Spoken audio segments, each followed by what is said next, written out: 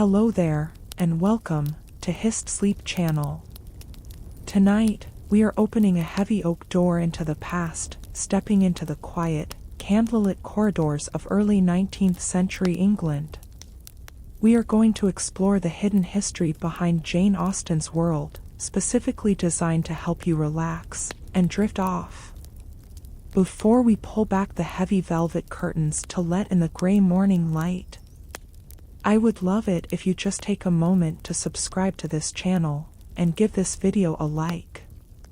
It really helps these quiet stories find the people who need a break from the noise of the modern world.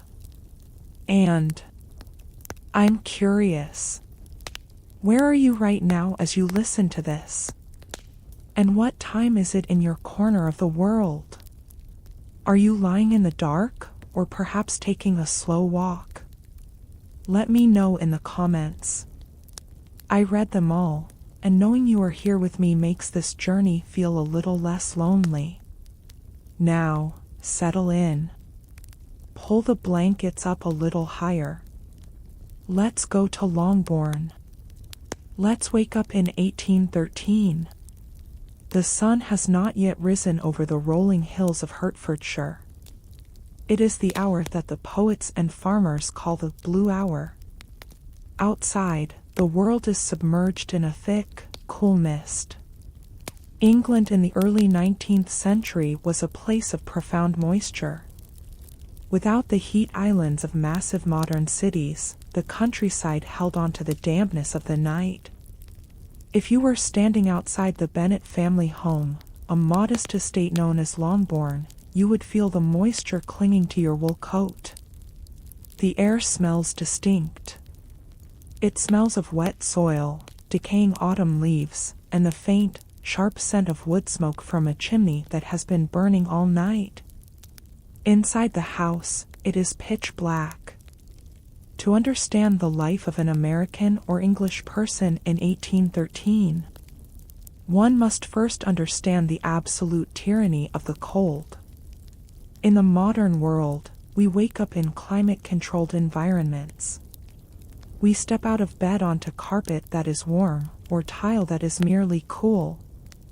But in 1813, even in a gentleman's house, the temperature inside the bedroom was often only a few degrees warmer than the temperature outside. The windows are single-paned glass, thin and fragile. Through the night, the cold air from the garden has seeped through the invisible cracks in the window frames, settling heavily on the floor. This is why the beds of this era are so high off the ground. Have you ever noticed that in historical paintings? The beds are like islands, raised up on tall wooden legs. This was not just a stylistic choice. It was a defensive strategy. The cold air sinks to the floor, so to sleep high up, piled under layers of heavy quilts and feathers, was the only way to retain body heat. Around the bed, heavy curtains are drawn shut. These bed curtains, often made of thick damask or wool, created a room within a room. A small, insulated pocket of air trapped by the sleeper's breath. Waking up in the Regency era meant waking up inside this dark cocoon. The first sensation of the morning was not light, but the feeling of the heavy weight of the blankets. There is a sound now. Very faint. It comes from the deepest part of the house, the kitchen, or the scullery. It is the sound of iron striking flint. Or perhaps, the scratching of a primitive match. The house does not wake up all at once. It wakes up from the bottom up. Long before Elizabeth or Jane Bennet would open their eyes, the servants have begun their day. It is perhaps 5 in the morning. In the basement, or the lower separate wing, a housemaid is shivering as she steps onto the stone flags of the floor. Her first task is not to make coffee, but to fight the cold. She moves from room to room, carrying a bucket of coal or a basket of wood. Listen to the sound of the grate being raked. the metal poker scraping against the cast iron of the fireplace. Scrape, scrape, scrape. It is a harsh sound, but it promises warmth. She builds the fire in the drawing room first, then the dining room. The dust from the coal rises in the air, invisible in the dark. This was a world powered entirely by combustion. Every bit of heat, every bit of light, came from burning something. Wood, coal, wax, or oil. Let us drift upstairs, to the bedrooms. The silence here is different. It is the silence of rest.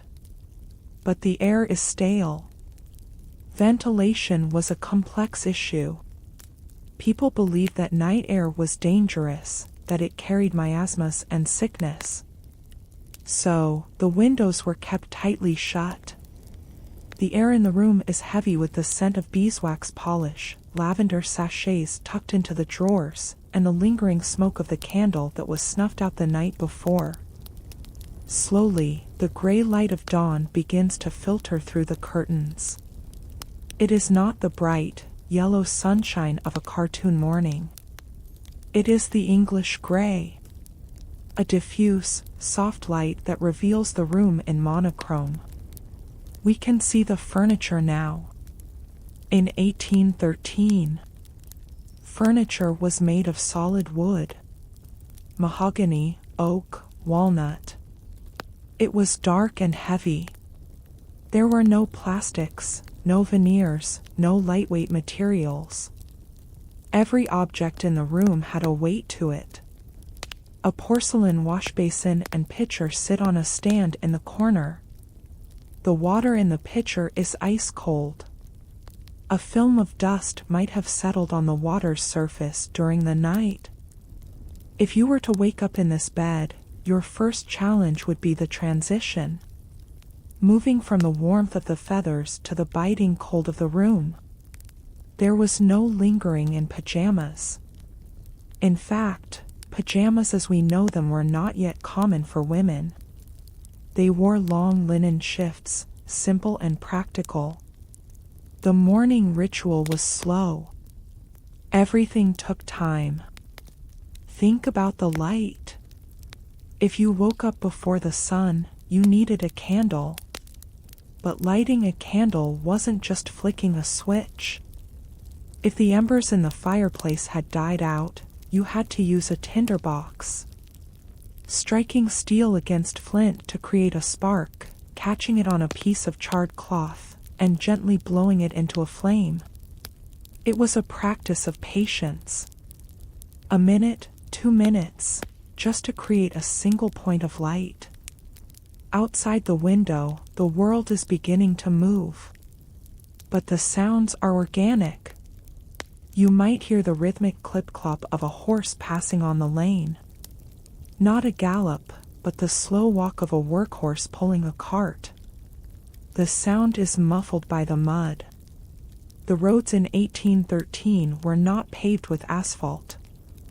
They were dirt. And in England, dirt means mud. Thick, clinging mud that absorbed sound. This meant that the world was quieter. A carriage could approach the house almost silently until it was right at the gate, accompanied only by the creaking of leather springs and the jingle of the harness. In the distance, a rooster crows. It is a cliché, but in an agrarian society, it was the reality. The Bennet family, despite being gentry, lived in the country. Their lives were tied to the land. They grew their own food, they raised their own animals. The sounds of the farm were not noise pollution, they were the soundtrack of survival. Let us look at the walls of the room again as the light gets stronger. The wallpaper. In the Regency era, wallpaper was becoming fashionable, but it was often block printed by hand. The patterns were repetitive, floral, or geometric. Vines, trellises, small Greek motifs. The colors were natural dyes. Faded greens, ochre yellows, dusty pinks. Without bright electric lights to illuminate them, these colors were designed to look good in the dim flickering of candlelight. They were subtle. There is no bathroom in this room. No running water. The morning toilette was a dry affair. A servant might bring up a jug of hot water later, but for now, you would wash your face with a damp cloth from the cold basin. The shock of the cold water on warm skin was the true wake-up call of the era. And what of the time? How did they know it was time to wake up? There were no alarms on phones. No digital red numbers staring from a nightstand. There might be a clock, a mantel clock ticking softly on the fireplace shelf. Tick, tock, tick, tock. The mechanical heartbeat of the room. But mostly, people woke up with the light. Their circadian rhythms were perfectly in sync with the seasons. In the winter, they slept longer. In the summer, they rose earlier. They lived in harmony with the planet's rotation in a way we have completely lost. Downstairs, the smell of the morning has changed. The fire is established now. The smoke has cleared up the chimney. Now, there is the smell of baking bread. Bread was the staple. And tea. The kettle is boiling. The sound of boiling water, that rising hiss that turns into a bubble, is a universal sound. It sounded the same in 1813 as it does today. It is the sound of comfort. The sound of civilization starting its day. But there is an anxiety in this morning too, hidden beneath the quiet. We must remember the context of Pride and Prejudice. This is a world at war. While the Bennets sleep in their quiet beds, the Napoleonic Wars are raging across Europe. It is a distant rumble, like thunder over the horizon. The militia is camped nearby, bringing a strange energy to the quiet countryside. The morning paper, when it arrives, might bring news of a naval battle or a blockade. The price of sugar might be up. The price of candles might be rising. This economic reality is part of the morning. Every candle that burns is money melting away. Every piece of coal is a cost. The very silence of the house is expensive, because maintaining a house of this size, with servants to keep it clean and warm, requires an income that Mr. Bennet is struggling to maintain. As the sun finally breaks the horizon, casting long, golden beams across the floorboards of the hallway, the house is fully awake. But it is a gentle waking. There is no rush. No one is running to catch a subway. No one is checking emails. The urgency of the day is social, not industrial. The worries are about letters, visits, and rain. The rain. It begins to tap against the glass. A soft, irregular rhythm. Tap, tap, tap, tap. In the American imagination, English rain is constant. And here, in the morning of the era, it serves a purpose. It isolates the house. It turns Longbourn into an island. It forces the family inward, into the drawing room, into conversation, into the very interactions that will drive our story. We are standing in the hallway now. The grandfather clock in the vestibule prepares to strike the hour. The gears were in grind, a mechanical clearing of the throat, before the bell tolls. Dong. Dong. Dong. 7 o'clock. The day has begun.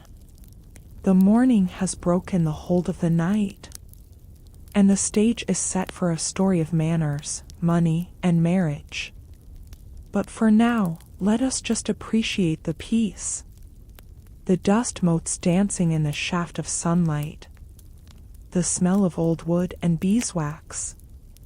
The absolute, beautiful slowness of it all. This was the morning of the era. A time when the world moved at the speed of a horse and the speed of a handwritten letter. A time when silence was not empty, but full of presence. Take a deep breath. Can you smell the rain? Can you feel the wool blanket? We are here. We are ready. Let us step outside now. We leave the warmth of the hallway, the smell of beeswax and old wood, and we step out onto the gravel drive of Longbourn. The door clicks shut behind us. The air here tastes different. It is open. It is wet. And it is incredibly green. If you are listening to this from America, perhaps from the dry deserts of Arizona, or the concrete canyons of New York, or the vast plains of the Midwest, the geography of Hertfordshire in 1813 might feel small, intimate, almost claustrophobic in its density. The world of Pride and Prejudice is not a world of wide-open frontiers. It is a world of enclosures. It is a landscape that has been tamed, carved, and defined by centuries of human habitation. Look down at your feet. You are standing on gravel, but just beyond the gate, the road begins. And this road is the most important geographical feature of our story. It is the lifeline. But it is not a road as you know it. In 1813, in the countryside of England, a road was a living thing. It changed with the seasons. It breathed. It swelled. And most importantly, it grabbed you. Hertfordshire is known for its soil. It is a mix of clay and chalk. When it is dry, in the height of summer, the clay bakes hard like pottery. The ruts left by carriage wheels become solid ridges, dangerous enough to break a horse's leg or shatter a wooden axle. But we are not in summer. We are in the damp, perpetual autumn-spring that characterizes so much of the English year. And so, the road is mud. Let's talk about this mud for a moment. It is not just wet dirt. It is a thick, tenacious substance. This is the 3 inches of mud that Darcy mentions later in the book regarding Elizabeth's petticoat. To walk in this landscape required a specific kind of physical endurance that we have forgotten. Every step is a negotiation with the ground. The mud clings to the leather of your boots, adding weight with every stride. It splashes up against the white muslin of a dress. It is the great equalizer of the Regency era. It does not matter how rich you are, if you step off the carriage, the mud will find you. The geography here is rolling. Gentle hills that fold into one another like crumpled velvet. From the front step of Longbourn, you cannot see very far. The horizon is close. It is blocked by trees, by hills, and by the hedgerows. The hedgerows. These are the walls of the English countryside. In America, fields are often separated by wire fences, or simply by distance. In 1813 England, the land was divided by living walls. Hawthorn, blackthorn, hazel, and bramble. These hedges were thick and impenetrable. They were planted to keep sheep in and trespassers out. This creates a visual tunnel effect as you walk down the lane towards Meryton. You cannot always see the field next to you. You are walking in a green corridor. The sky above is a ribbon of gray or blue, framed by the tangled branches of the hedge. This adds to the sense of isolation. When Jane or Elizabeth walk to the village, they are contained within this landscape. It is private, but it is also limiting. Let us walk down this lane, towards the village of Meryton. It is said to be a mile from Longbourn. A mile. In a modern car, a mile is nothing. It is 60 seconds of travel. You might pass a mile without even looking up from your phone. But in 1813, a mile was a unit of significant effort. To walk a mile in thin-soled leather shoes, on uneven ground, takes perhaps 20 minutes. To walk it back takes another 20. That is nearly an hour of your day, simply to go to the shop to buy ribbons. The geography dictated the pace of life. You could not rush. You could not pop over to a friend's house if they lived 5 miles away. 5 miles was a journey. 5 miles required planning.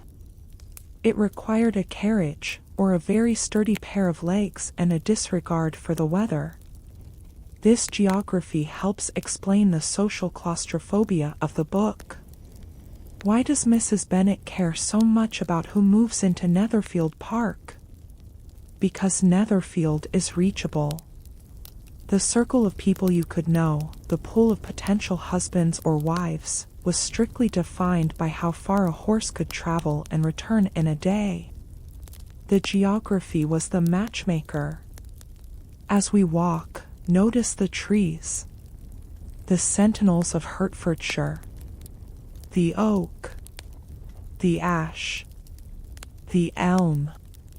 These trees in 1813 were ancient.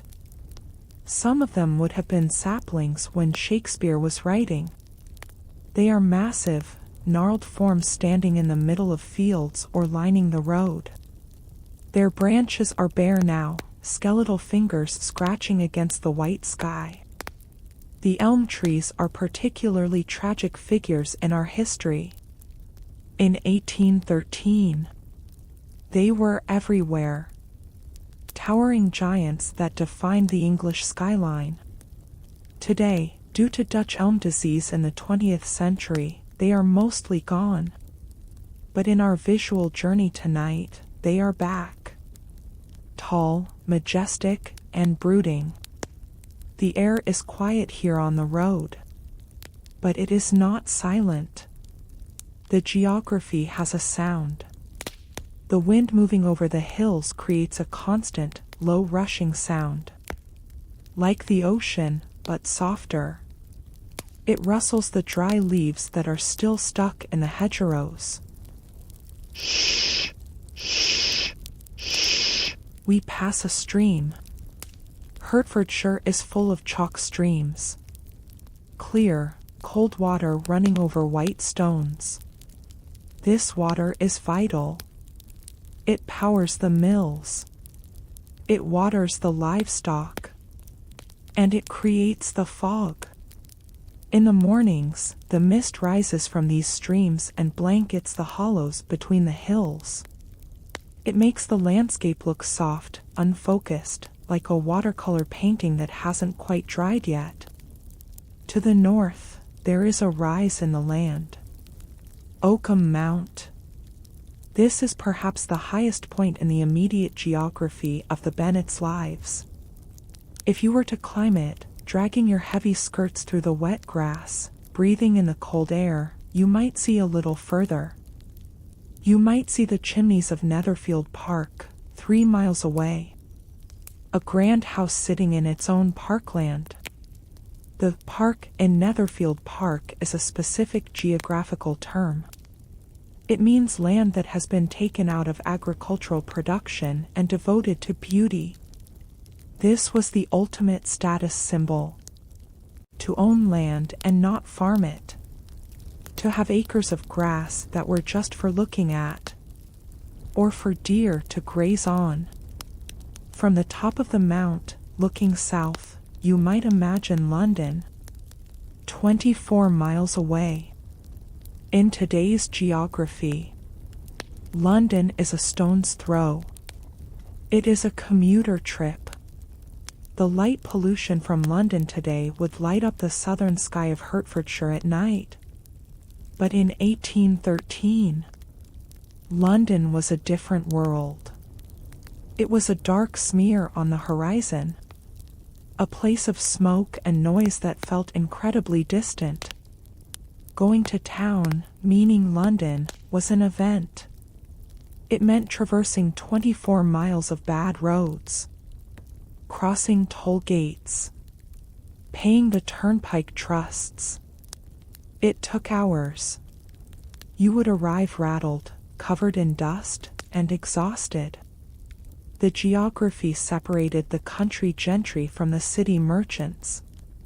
It was a physical buffer zone that preserved the old ways of the village against the modern speed of the metropolis. Let us return to the lane. We are approaching the village of Meryton now. The geography changes again. The chaos of nature gives way to order. The road widens slightly. You start to see cobblestones, or at least, harder packed earth.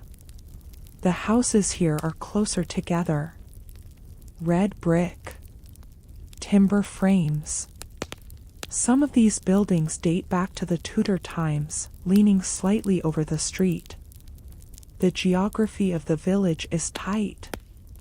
Narrow streets meant to maximize space. The smell changes here too. It smells of coal smoke, concentrated. It smells of baking, of leather tanning, of horses. But even here, in the urban center of the story, nature is close. You can see the fields from the end of the high street. The green is always waiting to reclaim the space. There is a rhythm to this landscape. It is not a dramatic landscape. There are no mountains here, no waterfalls, no canyons. It is a boring landscape in the best possible sense. It is gentle.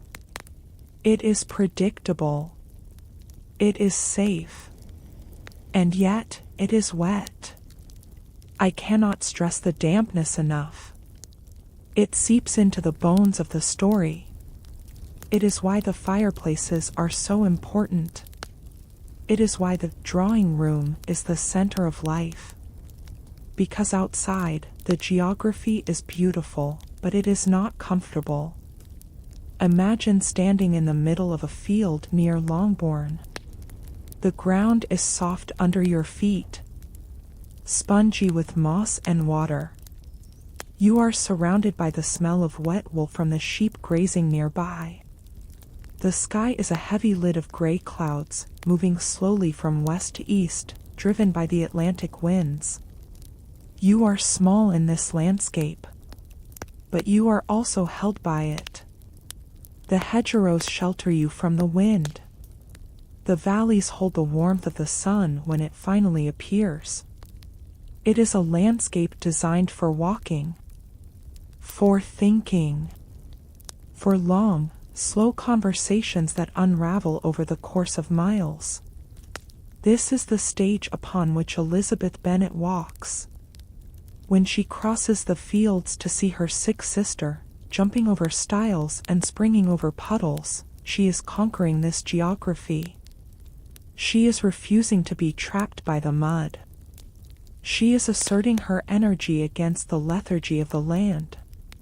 But for the rest of them, for Mr. Bennet in his library, for Mrs. Bennet with her nerves, the geography is a container.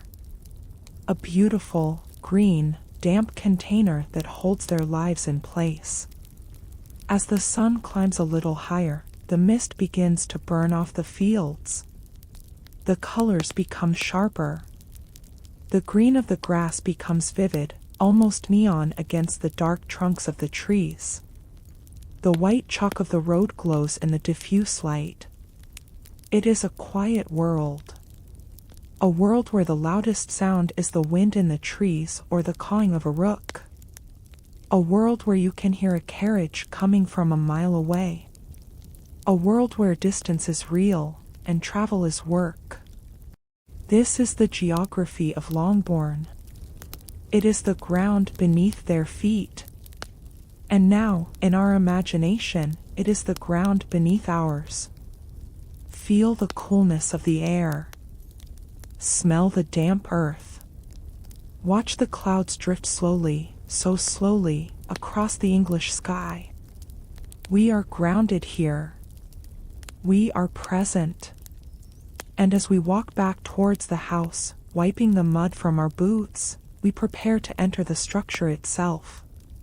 To see how humans built a home within this wet, green world. We have walked the muddy lanes, we have felt the damp air of the Hertfordshire morning. Now, let us wipe our boots on the iron scraper by the door, and step inside. To understand the world of Pride and Prejudice, you must understand the stage upon which it is played. The house. Longbourn. In the modern American mind, a house is often a temporary thing. Drywall, timber frames, open concept plans. But a gentleman's house in 1813 was built to be a fortress of domesticity. It was built to stand for centuries. Stand before the front door. It is solid oak. Painted black or dark green. It is heavy. To open it requires effort. You turn the brass knob, which is cold to the touch, and the door swings inward on heavy iron hinges. Creak. The first thing that hits you is the silence.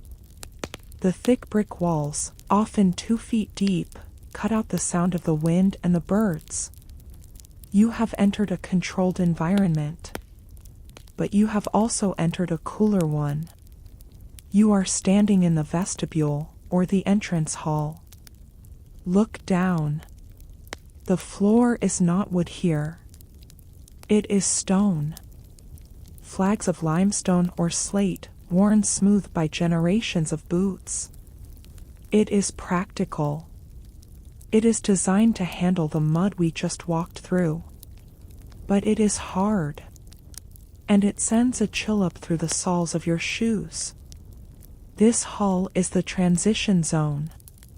It is where the outside world meets the inner sanctum. There might be a table here, mahogany, polished to a mirror shine, holding a silver tray for calling cards. This tray is the social firewall of the house. It is where visitors are screened before they are allowed into the warmth.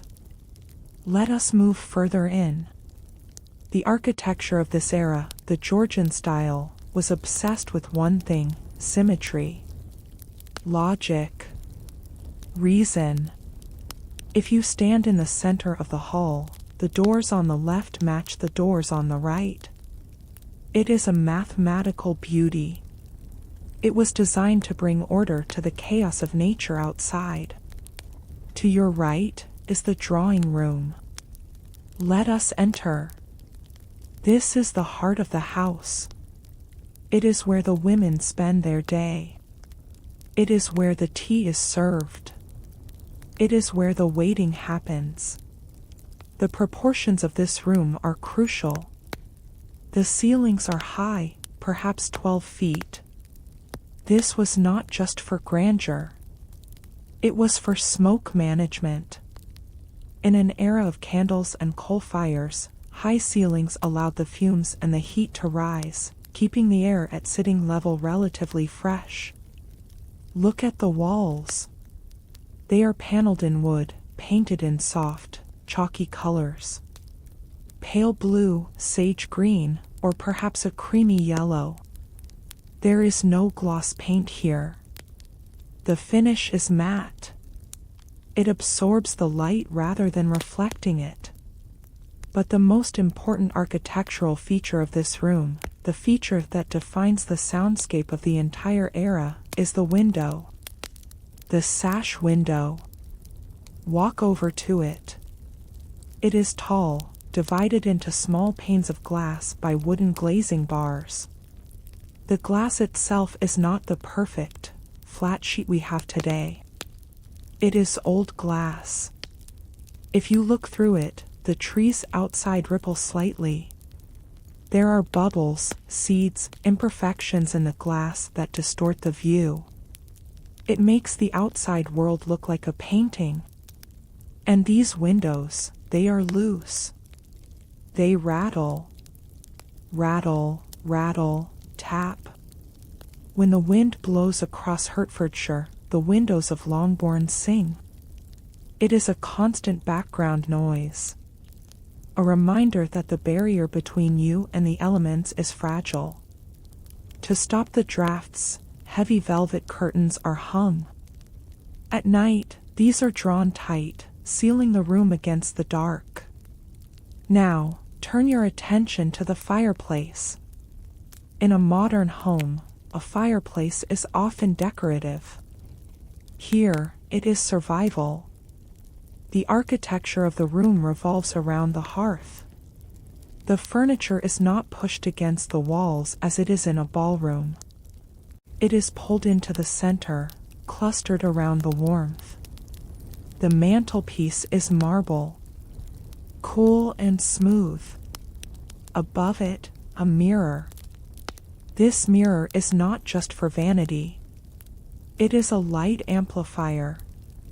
It reflects the candlelight back into the room, doubling the illumination. In the evenings, the room exists in a pool of yellow light around the fire, while the corners of the room remain in deep shadow. Let us leave the drawing room and cross the hall to the library. Mr. Bennet's sanctuary. The acoustic changes here. The room feels deader, quieter. Why? Because the walls are lined with books. Leather bindings absorb sound. Paper absorbs sound. The floor here is covered with a carpet, a luxury item, patterned with intricate oriental designs. The smell in the library is distinct. It smells of old paper, which has a vanilla-like scent as it degrades. It smells of the leather bindings, and the dust that settles on the tops of the books. Dust in 1813 was different. It was mostly wood ash and textile fibers. It was a heavier dust. The architecture of the library is designed for solitude. The windows might face north, providing a steady, even light for reading, but no direct sun to fade the book covers. It is a cool room. A room for the mind. Now, let us look at the stairs. The spine of the house. The staircase at Longbourn is likely made of oak. Wide, shallow steps. Run your hand along the banister. It is polished smooth by thousands of hands over 50 years. It feels like satin. When you step on the stair, it groans. Creak. Old wood talks. As the humidity changes, the wood expands and contracts. The house settles. Sometimes, in the dead of night, you will hear a loud crack from the stairs, as if someone is walking on them. But it is just the house breathing. At the top of the stairs, we find the bedrooms. We have already spoken of the morning there, but look at the doors. They are solid wood, 6-paneled doors. There are no hollow core doors here. When you close a bedroom door in 1813, it closes with a satisfying thud. It creates a true barrier. But there is a hidden architecture in this house. A ghost architecture that the Bennets rarely see, but which makes their life possible. There is a door, usually covered in green baize fabric, tucked away in a corner of the hallway or under the stairs. This is the green baize door. It separates the family from the servants. Behind this door, the architecture changes completely. The floors go back to stone or bare wood. The ceilings drop lower. the walls are unpainted plaster or whitewashed brick. This is the service wing, the engine room. Here, the architecture is designed for work. Huge stone sinks for washing dishes. A massive open range in the kitchen that burns hot all day. Larders with slate shelves to keep the meat cold. This part of the house never sleeps. It is always humming with the sound of chopping, scrubbing, and carrying. But the green baize door muffles it all. To the family in the drawing room, the house seems to run by magic. Dinner simply appears. Dust simply vanishes. Let us return to the main hall. The house is not just a shelter. It is a machine for social standing. The size of your hall, the height of your ceilings, the number of windows you have, these are messages. In England, there was a window tax. You were taxed on the number of windows in your house. So, light itself was a luxury. A bright house was a rich house. Longbourn, with its many windows, tells the world that Mr. Bennet is a gentleman of means. But it is an aging house. We must remember that. It is not new. There are drafts. If you sit near the window, you can feel a ribbon of cold air snake across the floor and wrap around your ankles. This is why footstools were so popular. To keep your feet off the drafty floor. There is a rhythm to the house's life. In the morning, the shutters are thrown open, and the house expands with the light. In the evening, the shutters are closed, the curtains drawn, and the house contracts. It turns inward. Imagine sitting in the drawing room now. It is evening. The fire is crackling. Pop. Hiss. The sash windows are rattling gently in the wind. The floorboards overhead creak as someone walks in the room above. You are encased in layers of brick, wood, and velvet. The architecture holds you. It is solid. It has stood for 50 years before this night, and it will stand for 200 more. It is a slow, heavy vessel sailing through time. Feel the weight of the house. The thousands of bricks. The tons of timber. All of it resting heavily on the English earth. It is a safe place. A quiet place. The shadows lengthen in the corners of the room. The house settles down for the night. The only sound is the ticking of the clock in the hall, echoing off the stone floor. Tick, tock, tick, tock. Money. In the world of Jane Austen, money is not a dirty word. It is not a secret. It is whispered in ballrooms, calculated in drawing rooms, and written clearly in the marriage settlements. It is the invisible skeleton that holds the entire body of the story together. 10,000 a year. 5,000 a year. We hear these numbers repeated like a mantra. But what do they actually mean? To the modern American ear, $10,000 or pounds might sound like a modest sum. A used car. A few months of rent in a city. But in 1813, we must adjust our eyes and our minds. We are not talking about a salary. We are talking about a kingdom. Let us settle into the library of Longbourn for a moment. Pull down the heavy ledger book from the shelf. Blow off the dust. Poof. Let us look at the mathematics of survival.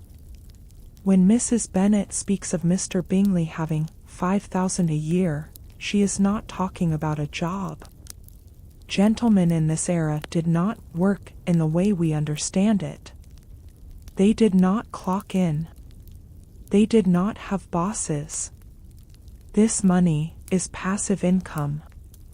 It comes from the funds, government bonds paying usually 4 or 5% interest, or from the rents of land.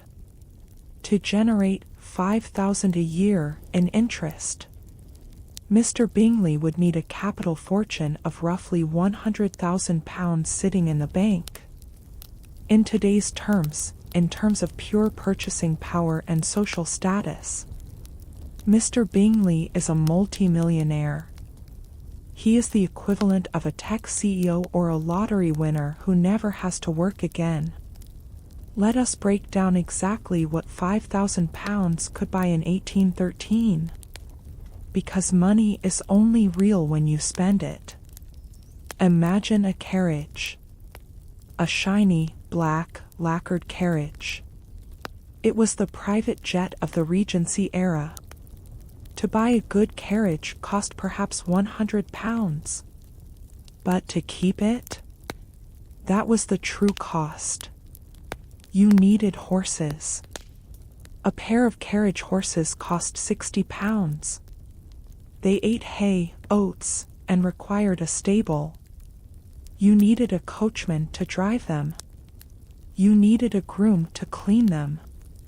To maintain a carriage was a recurring subscription cost of hundreds of pounds a year. Mr. Bingley can afford this without thinking. The Bennet family, with their £2,000 a year, can afford a carriage, but they worry about the horses. You notice in the book, the horses are often used on the farm. They are working animals, not just luxury items. This is the subtle difference between rich and comfortable. Now, let us look at Mr. Darcy. £10,000 a year. If Bingley is rich, Darcy is a superpower. £10,000 a year is an astronomical sum. It is difficult to translate directly, but think of it this way: a male servant, a butler or a valet, might earn £40 or £50 a year. A housemaid might earn £10 or £12 a year, plus room and board. So, Mr. Darcy's income in a single year is equal to the combined lifetime earnings of 200 servants. This is why he is so powerful. He is an economy unto himself. When he walks into a room, he represents the livelihood of hundreds of people. The tenants on his land, the servants in his house, the blacksmiths who shoe his horses, the tailors who sew his coats. They all depend on that £10,000. His wealth is not just luxury, it is responsibility. Let us talk about the smaller things. The sensory details of wealth. Light. We take light for granted. We flip a switch. But in 1813, light was a luxury commodity.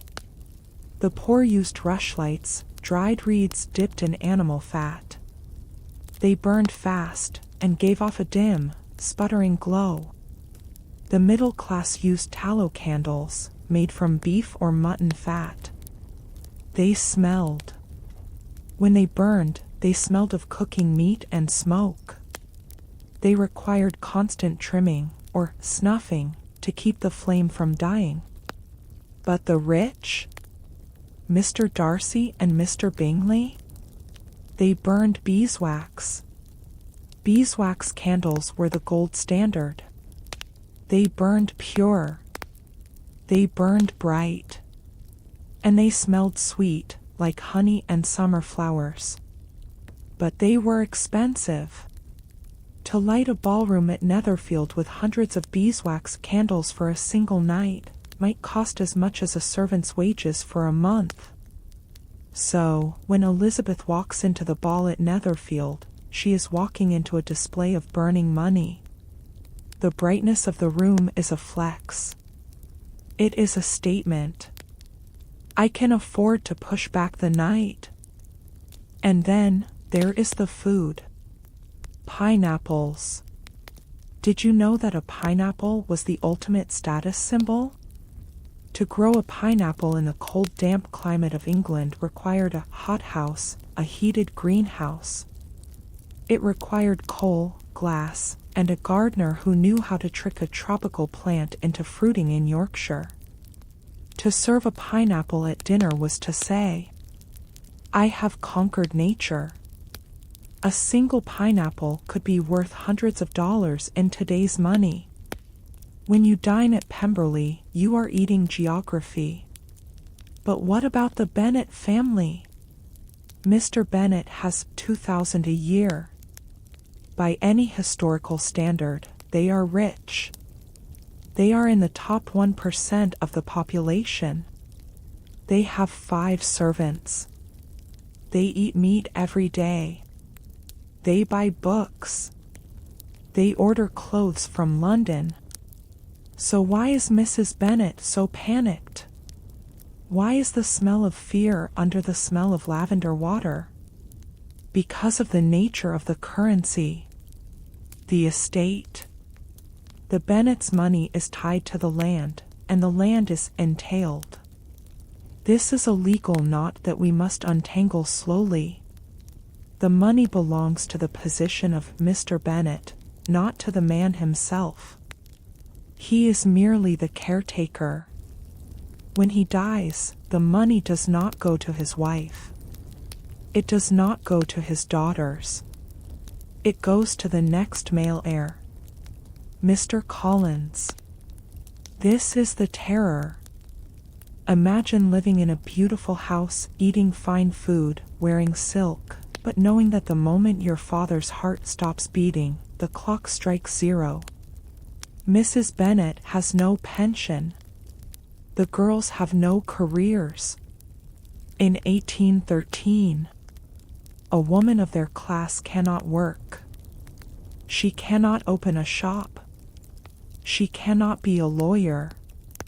She can be a governess, which is a servant's life, or she can be a wife. This brings us to the currency of love. In this world, love is a luxury that only the very rich, or the very poor, can afford. The poor can marry for love because they have nothing to lose. The very rich can marry for love because they can afford to support a spouse. But for the middle gentry, like the Bennets, marriage is a financial transaction. It is a merger. When Wickham chases an heiress with £10,000, he is hunting. When Mrs. Bennet pushes Elizabeth towards Mr. Collins, she is not being cruel. She is trying to buy fire insurance. She is trying to ensure that her daughter will have a roof over her head and coal in the grate when she is 50. Let us count the coins again. Listen to the sound. Clink, clink, clink. A guinea is a gold coin worth 21 shillings. It is small, heavy, and cold. To carry a purse full of guineas is to carry safety. And what of the cost of a letter? We mentioned the post earlier. But did you know the recipient paid for the postage, not the sender? To receive a letter costs money. Depending on the distance, it could cost a shilling or more. That is the price of a loaf of bread. So even communication had a tax. You only wrote to people who could afford to hear from you. This financial web covers everything. It decides who dances with whom. It decides who sits where at the table. It decides who lives and who fades into poverty. Mr. Darcy's $10,000 a year represents freedom. The freedom to be proud. The freedom to be rude if he wants to. The freedom to choose Elizabeth, who has nothing. He is the only one in the book who is truly free, because his currency is limitless. As we close the ledger book, think about the silence of the house again. Think about the cost of the coal burning in the grate. Think about the wax of the candle. Think about the silk of the ribbons. Every object in Pride and Prejudice has a price tag. And the romance, the beautiful, slow-burning romance, is the only thing that cannot be bought. But it is certainly easier to fall in love when you are sitting in a warm carriage, behind 2 strong horses, on your way to a house with 50 rooms. Money, in the end, is the cushion upon which this story rests. Soft, gold, and quiet. There is a ghost in the house of Longbourn. It is not a spirit that rattles chains in the attic. It does not moan in the corridors at midnight. It is something far more terrifying and far more real. It sits quietly in a drawer in Mr. Bennet's library. It is written on sheepskin parchment, in dense, black ink. It is sealed with red wax that has long since grown brittle and cracked.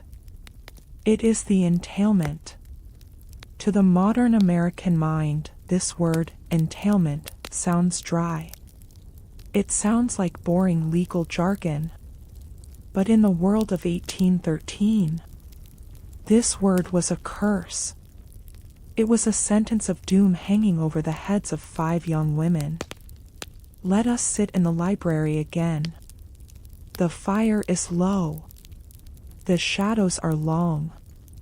Let us try to understand this fetail male, this legal knot that drives Mrs. Bennet to distraction and fuels the entire plot of Pride and Prejudice. You see, in the Regency era, land was not just an asset. It was not like a bank account or a stock portfolio. Land was identity. Land was the only thing that lasted. People were temporary. Families were temporary. But the estate had to be eternal. Generations ago, perhaps a grandfather or a great-grandfather of Mr. Bennet sat at this very desk. He looked at his fields, his woods, his tenants. And he had a fear. He feared that a future heir might be foolish. He feared that a future son might gamble away the fortune or sell the land piece by piece to pay for debts. He feared that the name of Bennet would be erased from the map of Hertfordshire. So, he went to a lawyer. He paid for a deed that would lock the land in time. He created an entail. This legal device did something simple but cruel. It stripped the current owner of the right to choose his heir. Mr. Bennet, the father we see in the book, does not truly own Longbourn. He is merely a caretaker. He is what the law calls a life tenant. He has the right to live in the house, to eat the food grown on the land, to spend the income from the rents, but only while his heart is beating. He cannot sell the house. He cannot mortgage the woods to give his daughters a dowry. And most importantly, he cannot leave the house to whom he pleases. The deed has a specific instruction to the heirs male of his body. This means the land can only pass to a son. Imagine the silence in the room when Mrs. Bennet gave birth to her first child. A girl. Jane. Beautiful, healthy, perfect. But in the eyes of the law, she was a failure. She could not break the entail. Then came Elizabeth. Another girl. Then Mary. Kitty. Lydia. 5 times the cradle rocked. And 5 times the legal curse remained unbroken. If Mr. Bennet had had just one son, even a sickly one, the entail would have ended. The son would have inherited everything. He could have looked after his sisters. He could have provided for his mother. But nature and probability were not on their side. So, we have the situation that keeps Mrs. Bennet awake at night. The heir presumptive. Mr. Collins. Mr. Collins is not a villain. He is a distant cousin. A stranger. He has never lived at Longbourn. He has never planted a tree in its garden. He has never walked its halls as a child. Yet, because of a piece of paper written by a dead man 50 years ago, he owns the future of this house. This is the tragedy of the entailment. It prioritizes the abstract idea of the family name over the actual living, breathing family. The law cares more about preserving the integrity of the estate than it cares about the survival of Jane or Elizabeth. Let us look at the practical reality of this curse. What does it actually mean for the women? We often laugh at Mrs. Bennet. She is shrill. She is embarrassing. She talks about money too much. But if we strip away the comedy, we see a woman standing on the edge of a cliff. When Mr. Bennet dies, and in 1813, death could come from a cold, a fall from a horse, or a sudden fever, the clock runs out instantly. Legally, Mrs. Bennet and her 5 daughters would have no right to stay at Longbourn. Mr. Collins could arrive the day after the funeral and ask them to leave. Where would they go? This is the question that haunts the book. They would have to leave this warm house with its servants and its fires. They would have to leave their social standing. With the tiny amount of money settled on Mrs. Bennet, they would slide down the social ladder. They would likely move to a small, rented cottage in a cheaper part of town, or perhaps a different county entirely. They would become the poor relations. They would lose their carriage. No more horses. They would have to walk everywhere. They would lose their servants. Maybe they could keep one young girl to help with the heavy work, but the cooking, the cleaning, the mending would fall to the Bennet sisters. Those soft hands that play the piano and trim bonnets would become rough with work. This is the boring history reality. It is a slow, quiet slide into obscurity. They would simply fade away. No one would ask them to balls, because they could not return the invitation.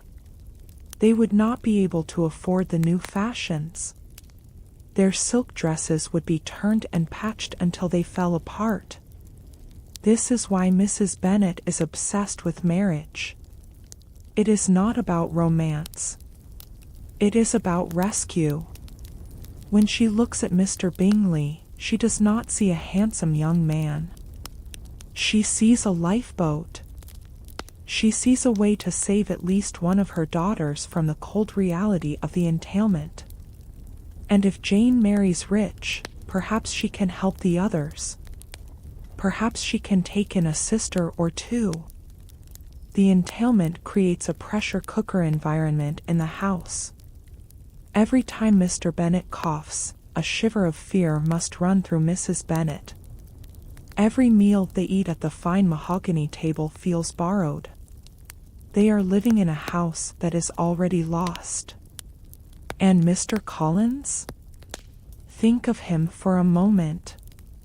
He is a clergyman. He is awkward. But he is also a man who has won the genetic lottery. He knows that one day, this beautiful house will be his. When he comes to visit, he walks around the rooms, looking at the furniture, admiring the china. To Elizabeth, this is incredibly rude. But legally, he is inspecting his future property. He actually tries to do the right thing, according to the logic of the time. He offers to marry one of the daughters. To us, his proposal is ridiculous and unromantic. But in his mind, he is offering a solution to the curse. "Marry me," he says in effect, "and you can stay in your home. You can keep your status. The land and the family will be reunited." It is a business offer. A merger. And from a purely historical and economic perspective, it was a generous offer. When Elizabeth refuses him, she is not just saying no to a man she dislikes. She is saying no to security. She is choosing to risk poverty rather than marry without respect. That is why her refusal is so shocking to her mother. Mrs. Bennet cannot understand why Elizabeth would throw away the only key to the handcuffs of the entailment. The curse of the entailment is invisible, but it touches everything. It is in the glances the neighbors exchange. Poor Mrs. Bennet, 5 daughters and no son. It is in the way the girls are educated. They are not trained for professions, because they are expected to be gentlewomen. Yet the entailment strips them of the means to be gentlewomen. It is a paradox. Let us imagine the physical document again. It is stored in a tin box to protect it from rats and moisture. The ink is made from oak galls and iron. It is acidic. Over time, the ink bites into the parchment. It eats its way into the skin, just as the law eats its way into their lives. There is a term lawyers used back then, the dead hand. Mort main. It refers to the way the dead continue to control the living. Mr. Bennet's great-grandfather is dead. His bones are dust in the churchyard. But his hand, his will, his fear of losing the land, is still gripping the throat of the family. It is a quiet tyranny. There are no soldiers at the door. No one is shouting. But the law is absolute. In America, we believe in the individual, in the self-made man, in the idea that you can write your own destiny. But in the world of Pride and Prejudice, destiny was often written before you were born, written by a quill pen on a piece of sheepskin. So, as the rain taps against the library window, and the fire burns low, remember the entailment. It is the shadow in the corner of the room. It is the reason for the desperation in Mrs. Bennet's voice. It is the silent engine that drives these young women out of the house and into the arms of suitors. They are running from the ghost in the library. They are looking for a home that is truly their own. A home that cannot be taken away by a dusty piece of paper. The clock strikes the hour. Time is passing. And for the Bennets, time is the enemy. The sun has risen. The house is awake. The fires are burning downstairs. But upstairs, in the bedrooms of Longbourn, a private and intricate ritual is taking place. It is time to get dressed. In the modern world, dressing is a functional act. We pull on jeans. We zip up a jacket. It takes 5 minutes. But in 1813, for a young lady like Elizabeth Bennet, the toilette was not just about covering the body. It was about constructing a persona. It was an act of engineering, art, and patience. Let us return to the bedroom. The air is still cool. The first step of the morning is not a hot shower. Showers did not exist in the way we know them. And full immersion baths, sitting in a tub of hot water, were a rare luxury, perhaps a weekly event, and an enormous amount of work for the servants who had to carry the water up by hand. So, the daily reality was the sponge bath. Stand before the washstand. It is a wooden table holding a porcelain bowl and a pitcher. The water in the pitcher might be cold, or perhaps a maid has brought up a small jug of hot water to mix with it. The soap is a solid block. It smells of lavender or rose, but it is simple soap. Castile soap, made from olive oil. You wash your face, your arms, your neck. It is a targeted clean. It is brisk. Now, the layers begin. Regency fashion looks deceptively simple. When we see the paintings, the women look like Greek statues, draped in flowing, light fabric. But underneath that simplicity, there was structure. The first layer is the shift or the chemise. This is the most important garment in history. It is a simple, knee-length tunic made of white linen. It is the underwear. In an era before washing machines, you did not wash your outer clothes very often. Silk and velvet are ruined by water. So, the shift did the heavy lifting.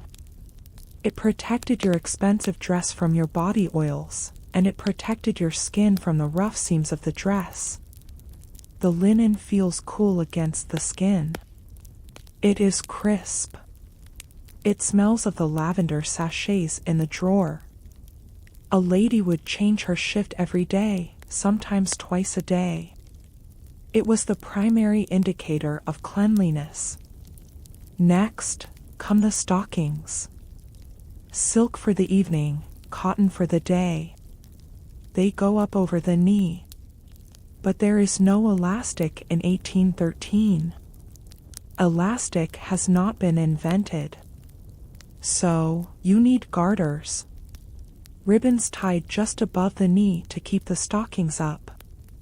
Imagine the silence of the room broken only by the soft swish of the fabric and the tying of a silk knot. And now, the item that has caused so much controversy in history. The stays.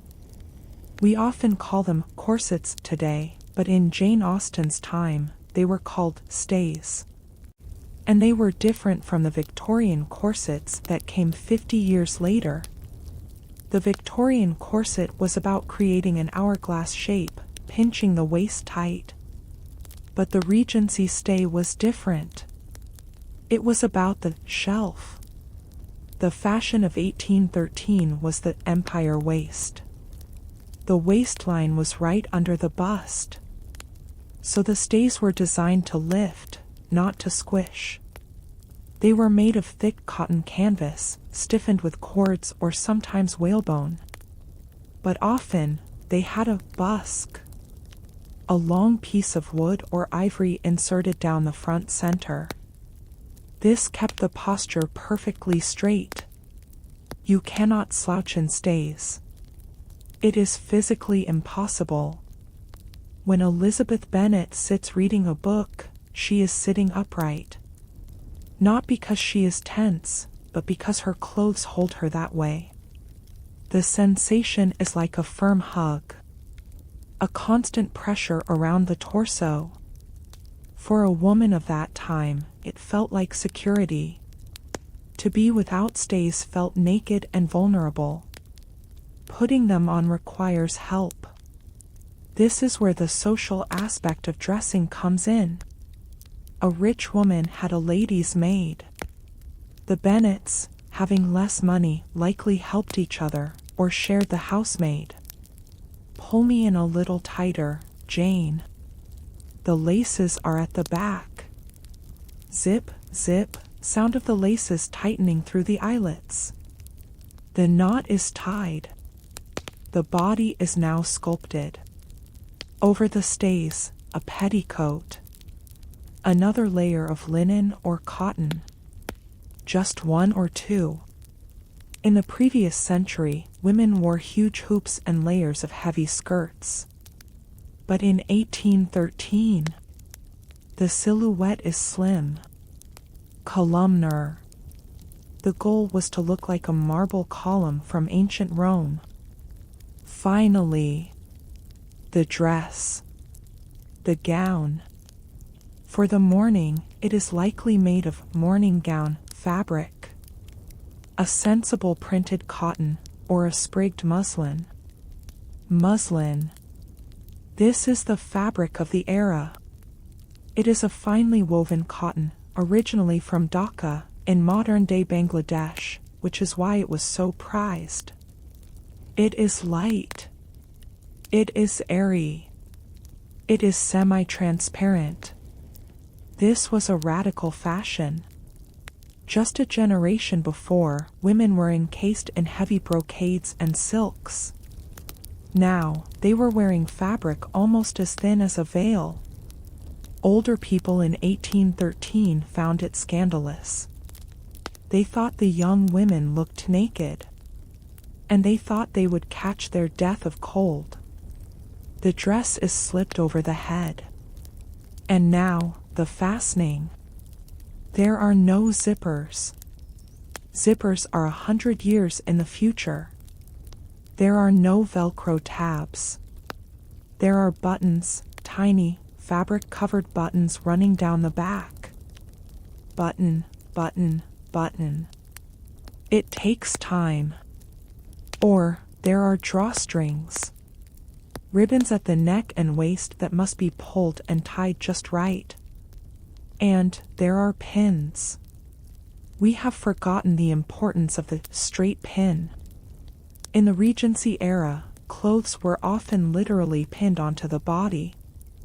A sash, a collar, a fold of fabric would be secured with a sharp metal pin directly into the layers of cloth. Dressing was a literal act of construction. Now, sit at the dressing table. The mirror is small. The hair. Regency hair is all about the updo. Loose hair was for children, or for the bedroom. An adult woman always wore her hair up. The style is Greek. Curls piled high on the head, or a bun at the back with ringlets framing the face. If Elizabeth wants curls, she might have slept in poppy yotes. These are pieces of paper. The night before, she would have twisted damp sections of hair into the paper and pinched them tight with a heated tong, or just twisted them. Now, she unravels the paper. Crinkle, crinkle. The curl falls out. She uses a brush made of boar bristles. Brush, brush, brush. 100 strokes to distribute the natural oils. There is no hairspray. To keep the hair in place, she might use a pomade. Made from bear grease, or lard, scented with cloves or jasmine. It sounds unpleasant to us, but it gave the hair that glossy, shiny look we see in the portraits. And finally, the face. This is a quick step. Because in 1813, makeup as we know it was taboo. To paint one's face was something that actresses did. Or women of questionable morals. A respectable lady like Elizabeth Bennet strove for a natural look. If she is pale, she might pinch her cheeks to bring a little blood to the surface. Or rub them with a rough petal. But she does not apply foundation. She does not use mascara. The ideal beauty was a clear, pale complexion, bright eyes, and a healthy glow. It was a look of freshness. The last accessories are chosen. Shoes. Not heels. Not boots. But slippers. Thin, fabric shoes, barely more substantial than ballet flats. They were made of silk or kid leather. The soles were paper thin. This is why they could not walk outside in the wet without overshoes or pattens, wooden platforms.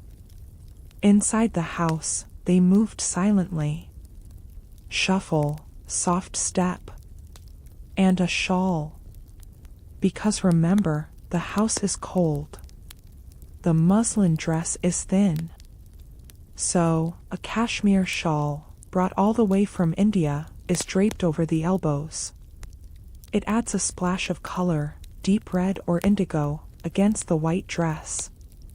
Or perhaps a spencer, a very short jacket that ends right under the bust, covering only the arms and shoulders. The transformation is complete. The girl who woke up in the dark, under the heavy quilts, is now a gentlewoman. She stands up. The busk in her stays forces her to stand tall. The long skirt brushes the floor. She is ready to face the world. She is ready to go downstairs and pour the tea. This process took perhaps an hour. An hour of quiet industry. An hour of tactile sensations. Linen, silk, brass pins, boar bristles, cold water. It was a meditation before the day began. There was no rushing out the door with a coffee in hand. The morning toilette required you to slow down, to pay attention to yourself, to assemble yourself. You are now ready. You open the bedroom door. You step out onto the landing. The smell of toast is drifting up the stairs. The staircase creaks as you descend.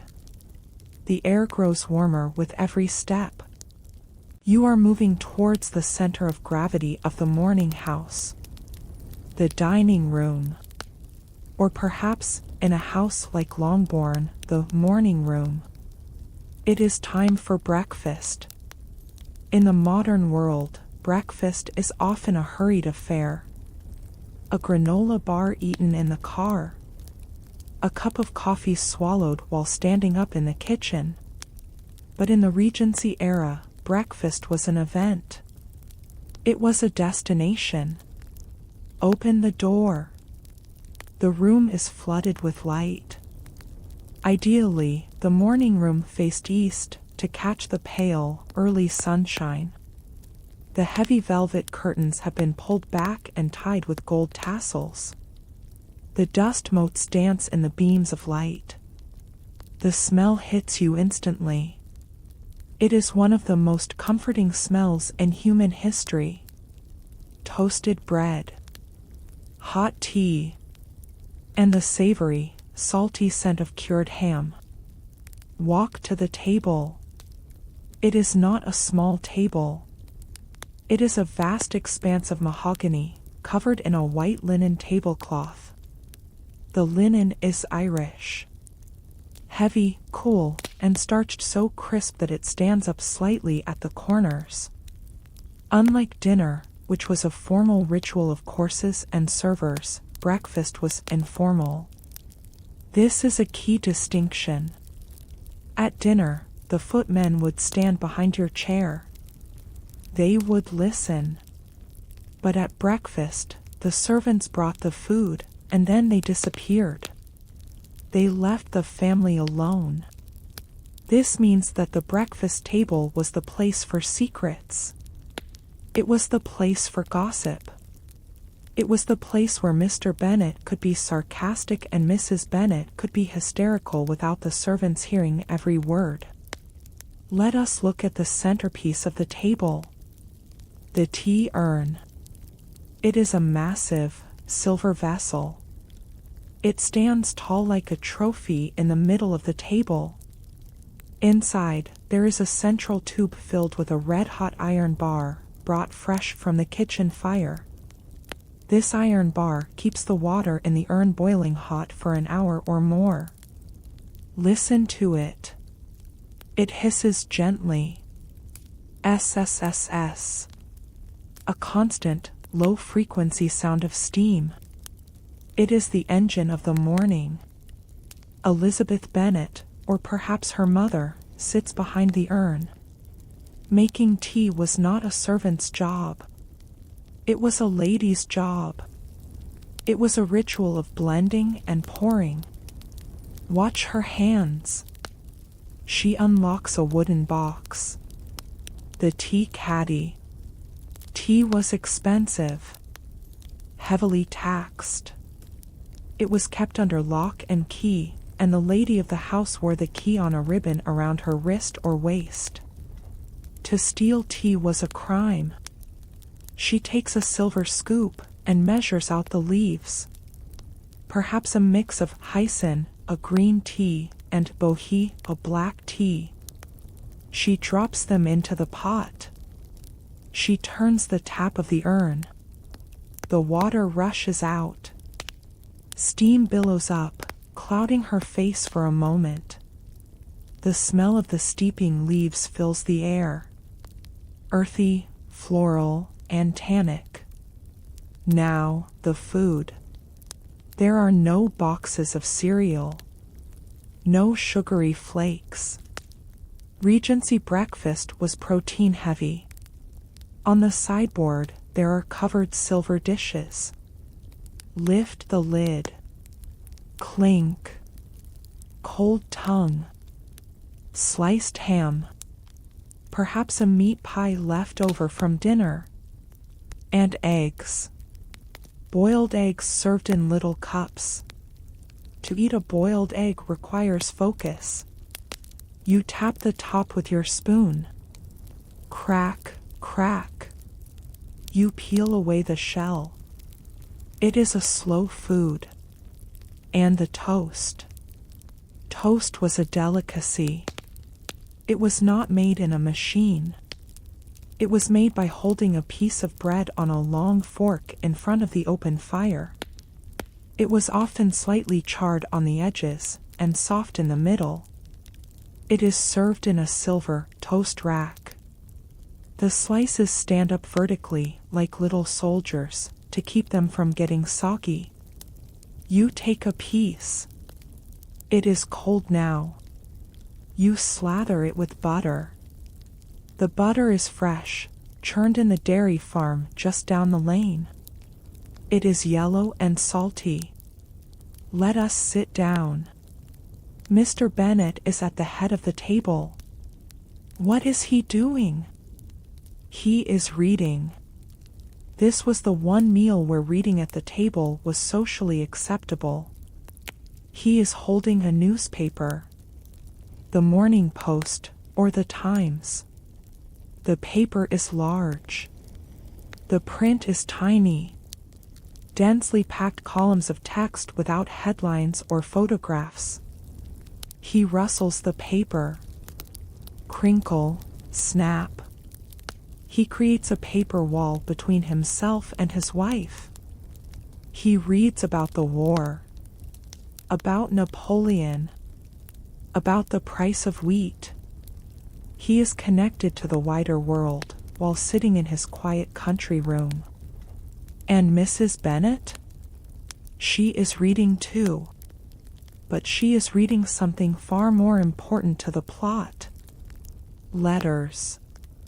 The arrival of the post was the climax of the morning. A servant enters with a silver tray. On it are the letters. The paper is folded intricately. Envelopes were not yet in common use. The letter itself was folded and sealed with red wax. Watch the fingers breaking the seal. Snap. The wax crumbles.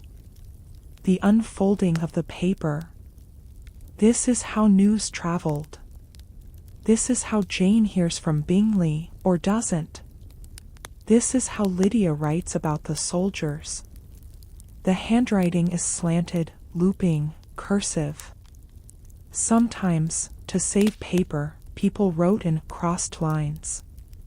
They would write horizontally across the page, and then turn the paper 90 degrees and write vertically over the first layer of text. It looked like a grid of ink. To read it required intense concentration. You had to untangle the words with your eyes. The soundscape of the breakfast table is distinct. It is the sound of silver touching china. Ting, chink, clatter. It is the sound of chewing toast. Crunch. It is the sound of pouring liquid. Glug, glug, glug. It is a symphony of consumption. But there is a slowness to it. There is no rush to get to the office. The men might go out to inspect the farm or ride a horse. The women will go to the drawing room to sew or play piano. But for this hour, they are suspended in the amber light of the morning. Look at the china cup in your hand. It is Wedgwood. Or perhaps Spode. Blue and white. It is thin, translucent. If you hold it up to the sun, you can see the shadow of your fingers through the porcelain. The tea is hot. You sip it. It warms you from the inside out. It cuts through the chill of the morning. There is a bowl of sugar. White, refined sugar from the West Indies. You use silver tongs to pick up a lump. Plop. It dissolves in the tea. This sugar is controversial. In 1813, some people boycotted sugar to protest the slave trade. But in the Bennet household, they likely still used it. It was a sweetness that masked the bitterness of the world. Conversation flows in waves. Have you heard the news about the regiment? I hope it does not rain today. This ham is excellent. They talk about the micro events of their lives. In a world without internet, without TV, the behavior of a neighbor, the color of a ribbon, or the health of a horse became epic topics. They could discuss a single ball for 3 weeks. Mr. Collins, if he were here, would be eating heavily. He would be praising the boiled potatoes. He would be complimenting the whiteness of the tablecloth. His voice would drone on, a background hum of sycophancy. And Mr. Bennet would simply turn the page of his newspaper. Rustle. The light shifts across the table. The shadows shorten. The butter softens. The tea in the urn begins to cool. The meal is winding down. One by one, they rise.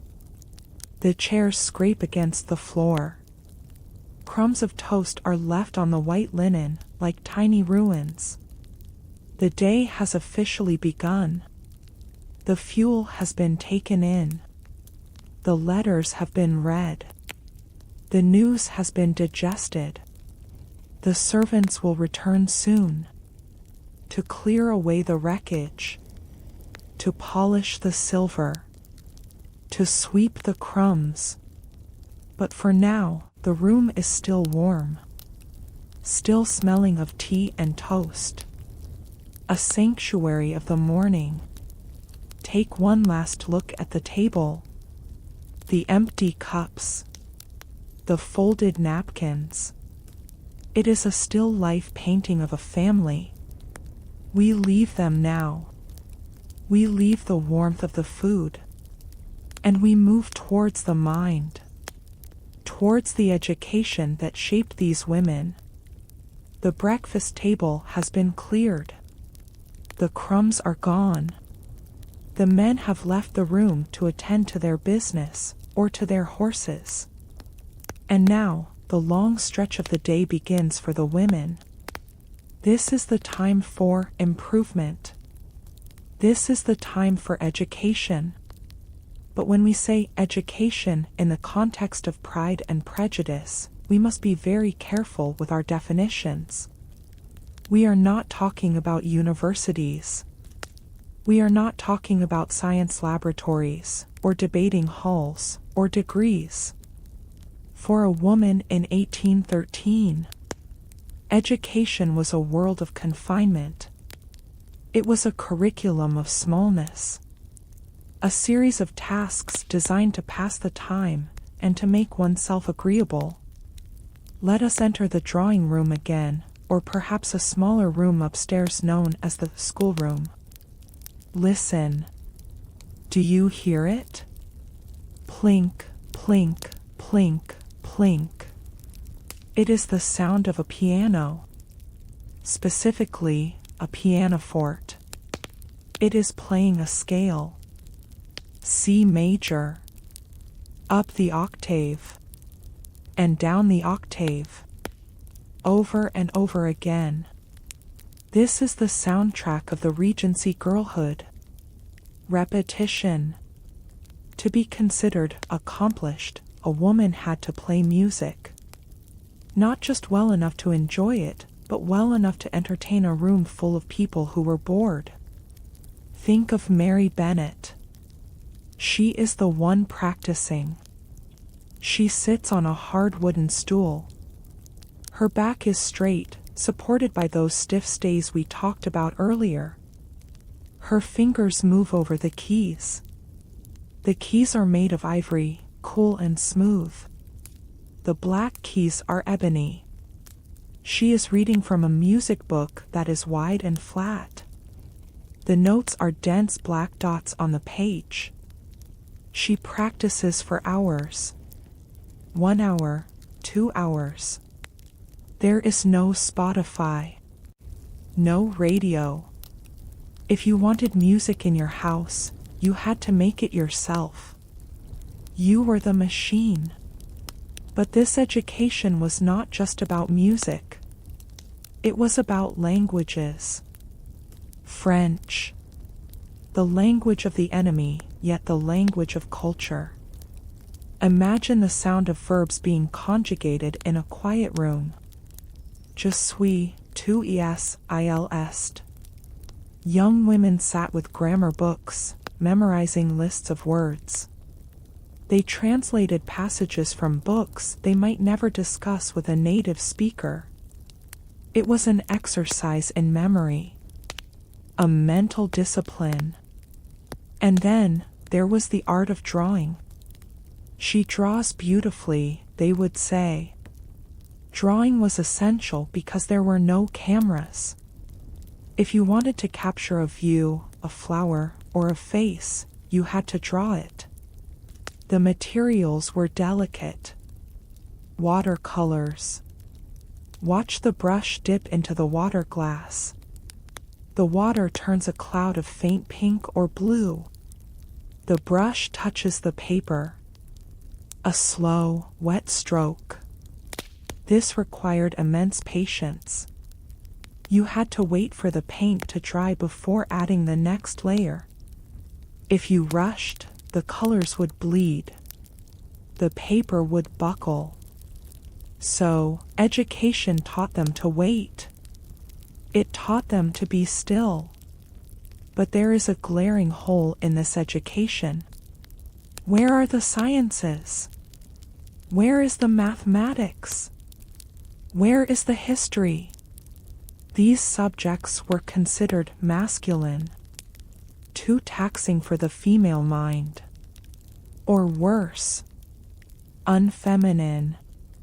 A woman who knew too much Greek or who understood algebra might be called a bluestocking. It was an insult. It meant she was too intellectual, and therefore unmarriageable. The Bennet sisters are unique, and perhaps a little scandalous, because of how they were educated. Do you remember what Elizabeth says to Lady Catherine de Bourgh?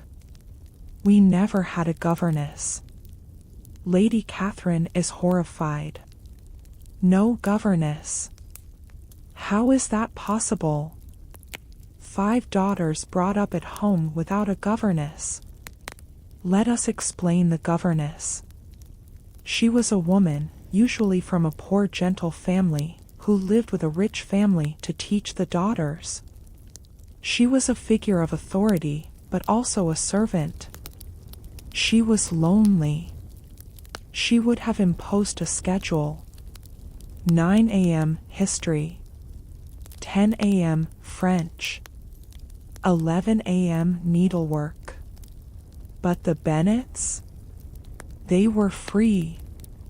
This is a crucial detail for our sleep history. The Bennet house was a house of idleness. They were not drilled. They were not forced. Such of us as wished to learn never wanted the means, Elizabeth says. This means their education was self-directed. It was voluntary. This creates a different atmosphere in the house. Imagine Elizabeth wandering into her father's library. The library. The forbidden zone for many women, but not for her. She pulls a book from the shelf. Perhaps a novel, or perhaps a book of essays. She reads not because she has to, but because she wants to. She sits in a window seat, the light falling on the page. The only sound is the turning of the page. Swish. This is a boring education in the best sense. It is slow reading. Deep reading. She is not skimming. She is absorbing the mind of the author. But for the others, for those who did not love reading, the education was about the masters.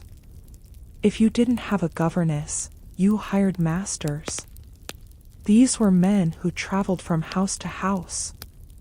The drawing master. The music master. Imagine a man riding a horse through the rain, carrying a portfolio of sketches. He arrives at Longbourn. He smells of damp wool and horses.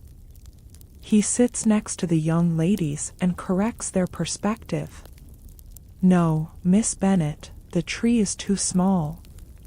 The horizon is too high. He is a paid technician of culture. And then, there is the needle. We cannot talk about women's lives in 1813 without talking about sewing. It was the background activity of their entire existence. Work. They called it work. I must do my work. This meant embroidery, mending, making shirts for the men.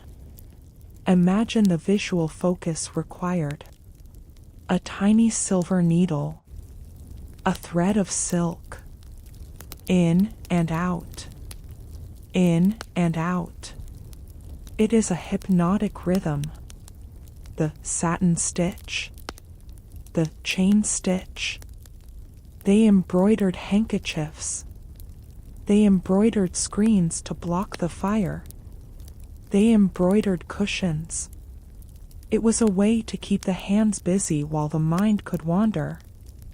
How many hours did they sit? Head bowed, eyes focused on a piece of linen? Thousands of hours. While wars raged in Europe, while Parliament debated laws, these women sat in quiet rooms, pulling thread through fabric. Why? What was the point of all this? The market. Education was a product. When Mr. Bingley's sisters walk into a room, they walk with the confidence of an expensive education.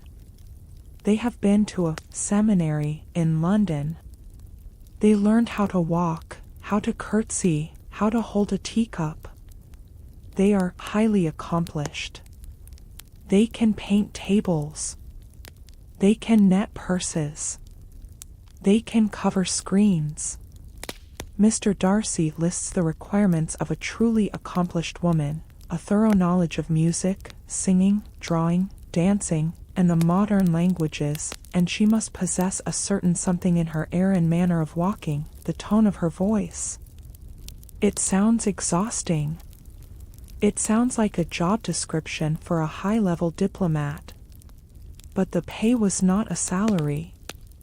The pay was a husband. The education was the bait.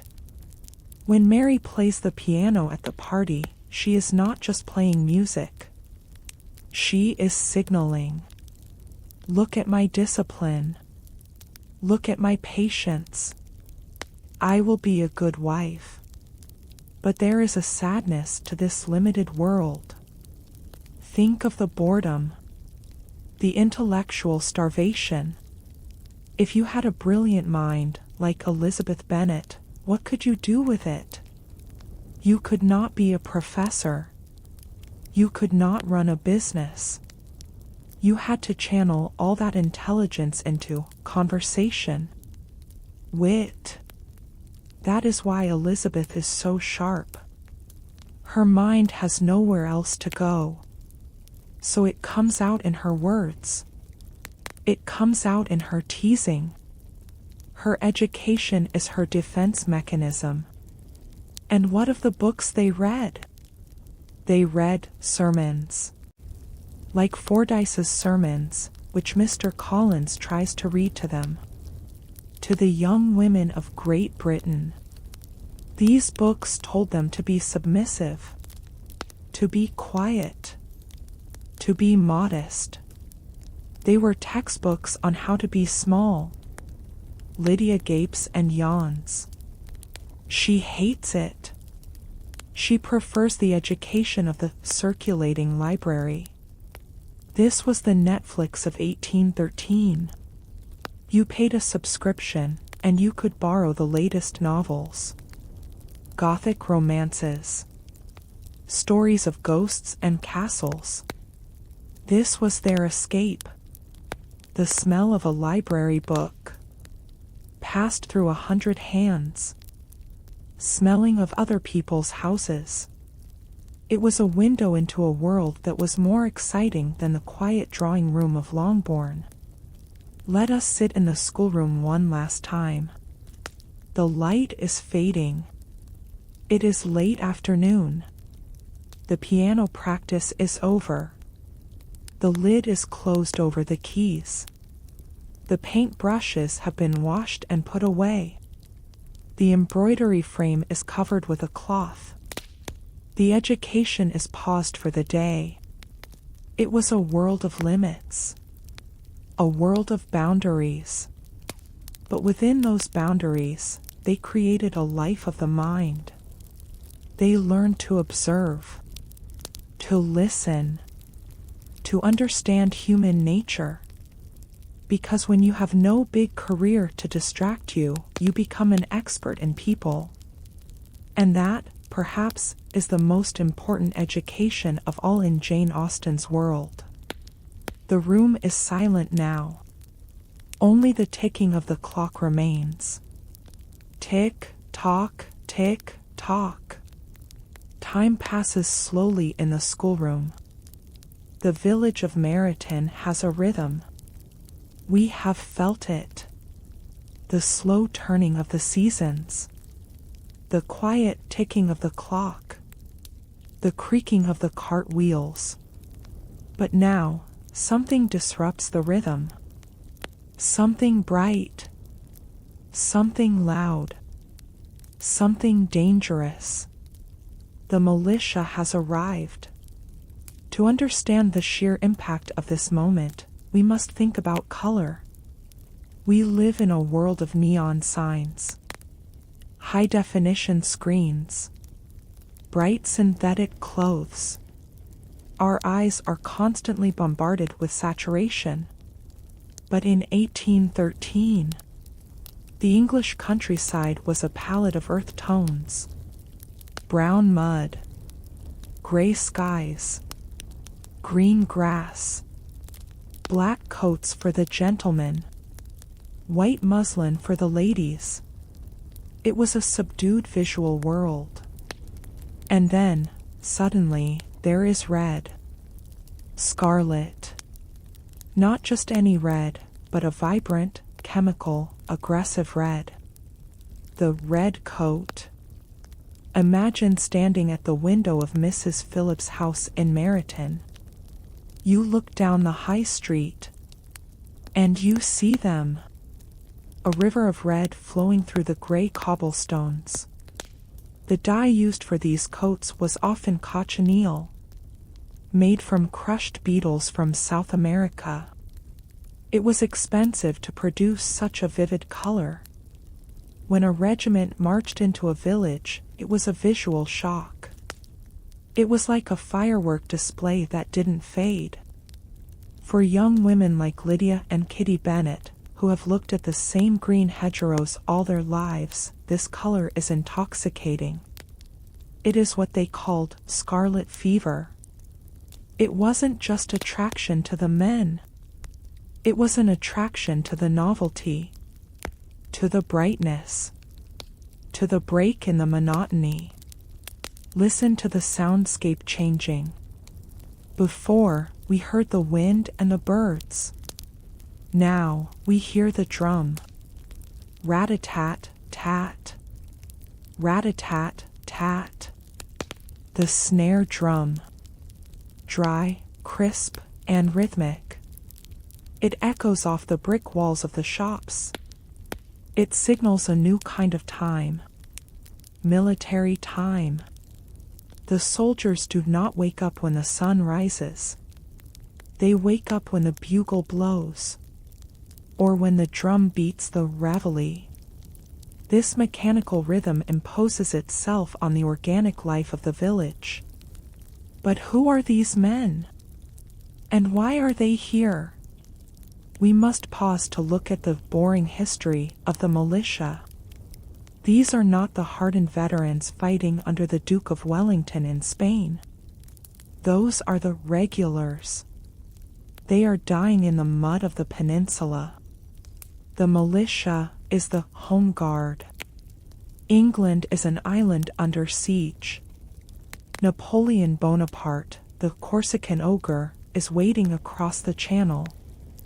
The fear of a French invasion is constant.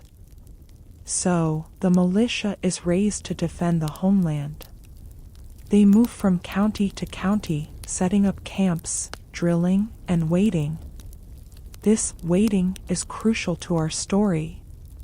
If these men were fighting a battle, they would not have time to dance with Elizabeth Bennet.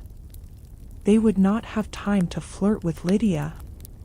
But because they are a defense force, their primary job is simply to exist, to occupy space, to look impressive. Let us walk to their camp, usually set up on a common or a flat piece of land near the town. It is a temporary city of canvas. White tents arranged in perfect rows. Geometry imposed on the grass. The smell here is different. It smells of wood smoke from 100 cooking fires. It smells of pipe tobacco.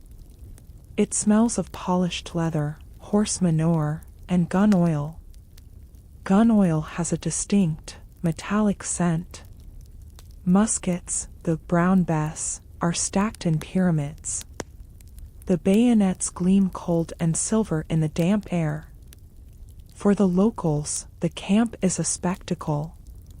In an era without cinema, watching the soldiers drill was the entertainment. Mrs. Bennet and her daughters would walk out to watch the parade. See the lines of men. Hundreds of them. Moving as one organism. Left. Right. Left. Right. The sound of hundreds of boots hitting the earth simultaneously. Thud. Thud. Thud. It is a hypnotic sound. A sound of power. The officers shout commands. Their voices carry over the wind. Present. Arms. The slap of hands on wood. The rattle of the metal swivels. Let us look at the officers. The Mr. Wickhams of the world. An officer in the militia was a gentleman, or someone pretending to be one. The uniform was a costume of trust. If you wore the red coat and the epaulets and carried the sword, society automatically assumed you were good. You were invited to dinner. You were trusted with credit at the shops. This is how Wickham survives. He wears the uniform like a shield. The gold braid on his shoulder acts like a credit card. The uniform transforms the man. It broadens the shoulders. It straightens the spine. It hides the individual flaws beneath a symbol of national strength. But there is a boredom here too. Imagine being a soldier in Meryton in winter. You are sleeping in a tent. It is cold. The ground is wet. There is no enemy to fight. The days are long. You polish your buttons. You whiten your belts with pipe clay. You clean your musket. And then you look for diversion. You go to the tavern. You look for young ladies. The romance of the soldiers that Lydia feels is actually born out of the soldiers' own boredom. They are desperate for connection, for a warm room, for a glass of wine. So the Bennet house becomes a target. Not for invasion, but for alleviate the tedium of camp life. The interaction between the military and the civilians creates a strange social energy. The officers are birds of passage. They are here today, but they might be ordered to march to Brighton tomorrow. This adds a sense of urgency to the romance. He might leave soon. This makes hearts beat faster. It makes Mrs. Bennet panic. It makes the girls reckless. Permanence allows for slow courtship. Transience demands speed. Let us focus on the audio of a militia dinner party. When the officers are invited to Longbourn, the room is louder. Military men are trained to project their voices.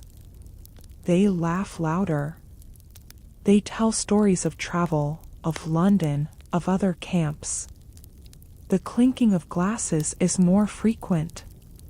The spurs on their boots jingle when they walk across the floorboards. Chink chink, chink chink. A small, metallic reminder that these men are dressed for riding, dressed for war, even when they are drinking tea. And the music. The regiment brings its own band. Fifes and drums. Sometimes, on a clear evening, the sound of the band playing a popular march would drift across the fields, all the way to the Bennets' window.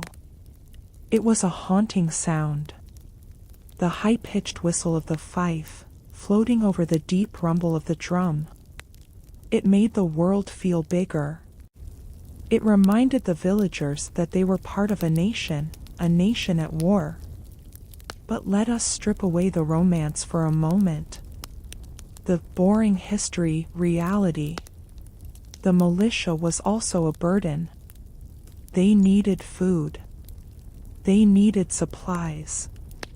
Prices in the village would go up when the soldiers arrived. The price of meat, the price of ale. There would be trouble. Fights in the tavern. Unpaid debts. Mr. Bennet probably viewed them with cynicism. To him, they were not heroes. They were expensive guests who distracted his daughters and drank his wine. He sees the red coats not as glory, but as a nuisance. A loud, bright, expensive nuisance. Yet, as night falls over the camp, there is a beauty to it. The campfires glow like orange stars on the ground. The sentries walk their posts. Who goes there? The silence returns, but it is a tense silence.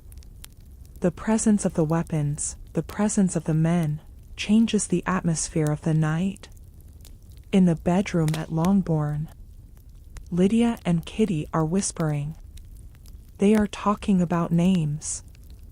Colonel Forster, Captain Carter, Mr. Wickham.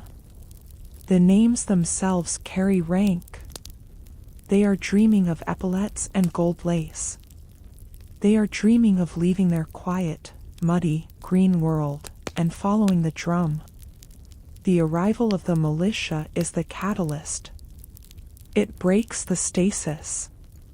It brings the outside world, with all its danger and debt and desire, right to the doorstep of the rectory. The red coat hangs on a chair in a rented room in Meryton. The mud of Hertfordshire is drying on the hem of the uniform. A sword is leaning against the wall. The candle flickers. The soldiers are sleeping. And the village sleeps around them, dreaming a little more vividly than before. Imagine walking into a room full of people. 100 people. The room is warm. The candles are bright. You see faces you like. You see people you want to speak to. But you cannot. You are standing on an island of silence. And they are standing on their own islands. Until a specific verbal formula is spoken, you do not exist to them. And they do not exist to you. This is the science of introduction. In the modern world, especially in America, we value approachability. We walk up to strangers at a party. We say, "Hi, I'm Dave." We shake hands. It is easy. It is democratic. But in the world of Pride and Prejudice, to speak to someone without being introduced was not just rude. It was a violation. It was a breach of the social perimeter. Let us slow down and analyze the algorithm of the introduction. It was a code. A set of logical rules that governed every interaction in the gentry class. It was designed to protect, to filter, to ensure that you never had to acknowledge someone who was socially inferior or morally questionable. The first rule, the permission. You could not introduce two people unless you knew for a fact that the superior person wanted to know the inferior person. This is where the hierarchy becomes solid. You introduce the gentleman to the lady. The lady is the superior being in this social context. You ask her permission, implicitly. "Mrs. Bennet, allow me to present Mr. Bingley." You never say, "Mr. Bingley, meet Mrs. Bennet." That would imply Bingley is the more important one. The name of the superior person is always spoken first. It is a verbal bowing. The second rule, the rank. You introduce the lower rank to the higher rank. A simple curate is introduced to an earl. The earl does not need to be introduced to the curate. The earl is the destination.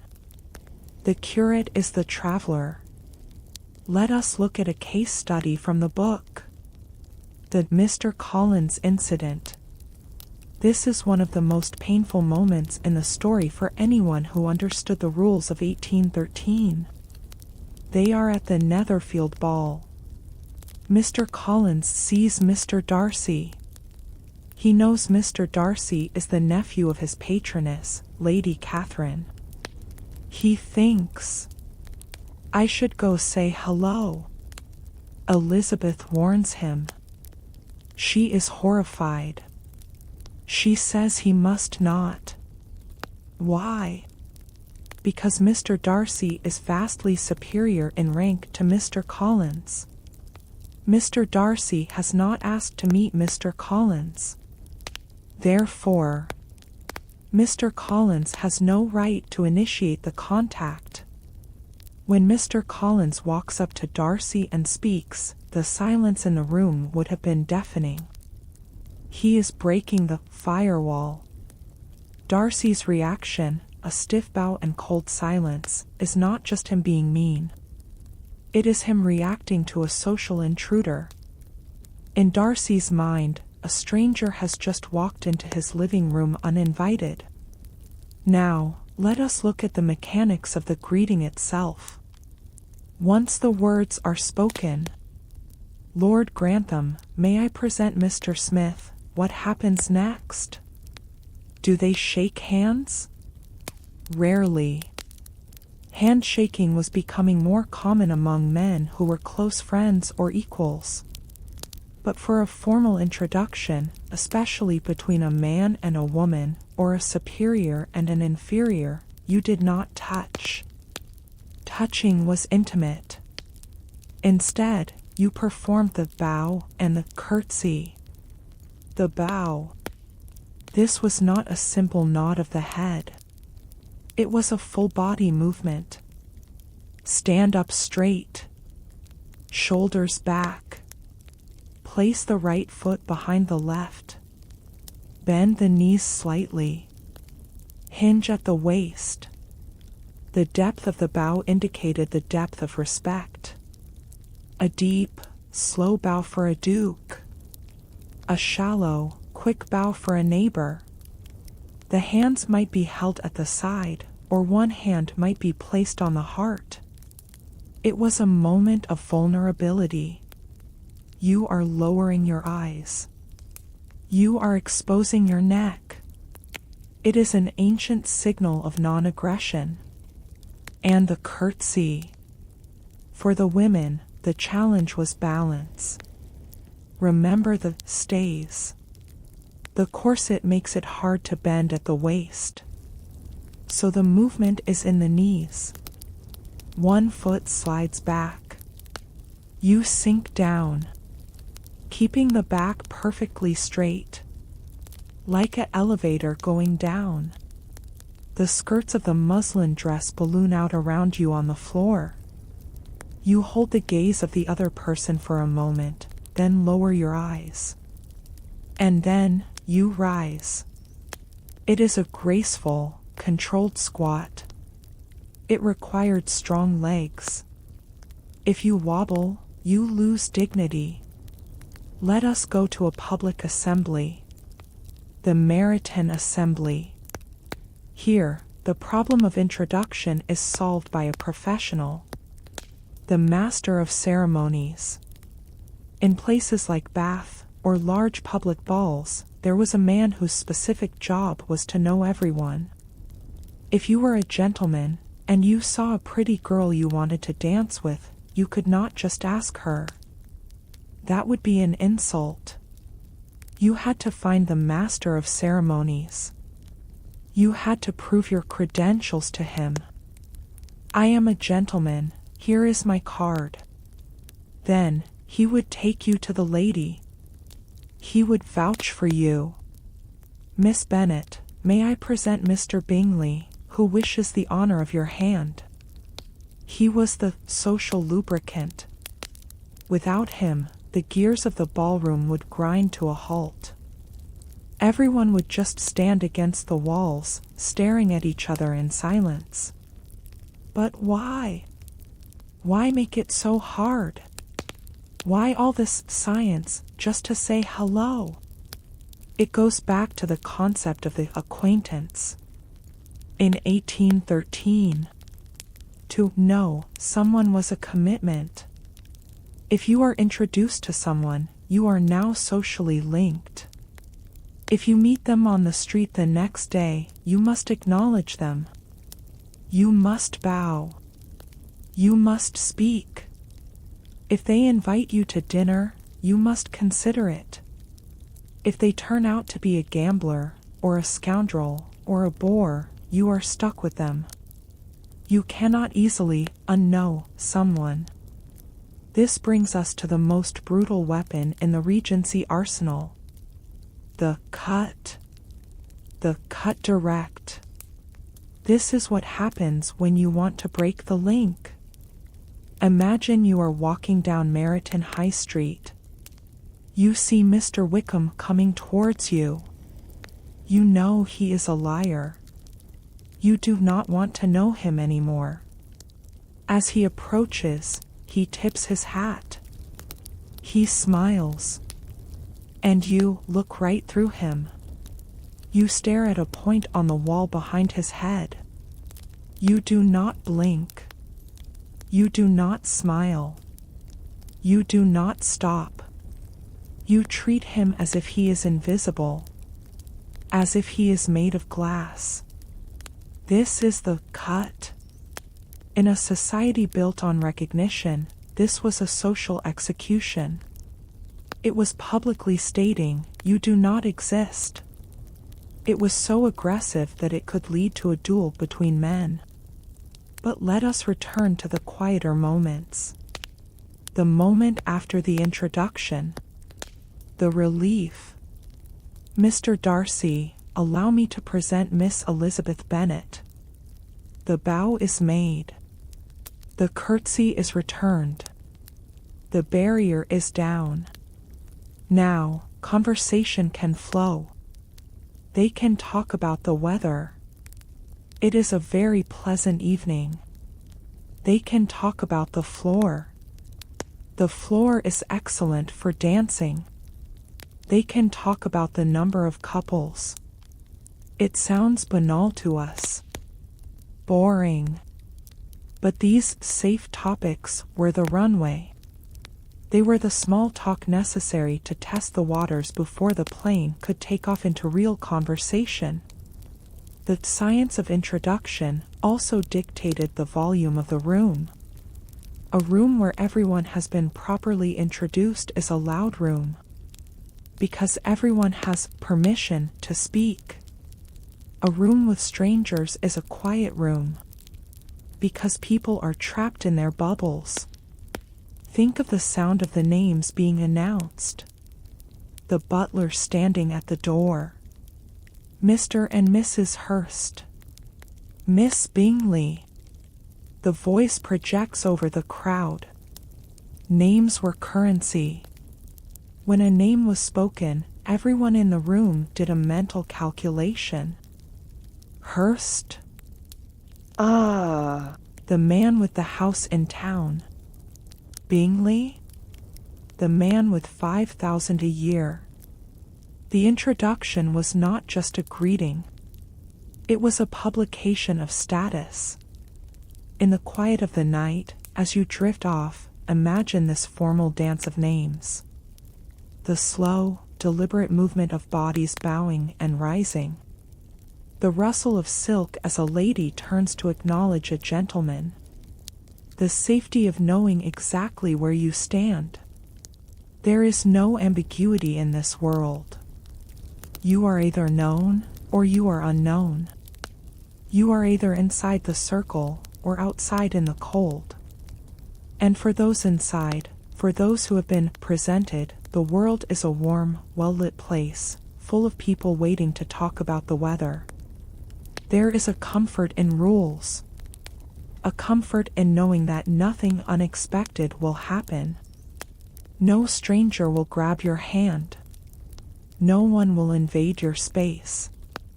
You are protected by the invisible shield of etiquette. Breathe in that safety. The order. The structure. The calm. The carriage has stopped. The steps are let down. You step out of the cold, damp Hertfordshire night and into the heat.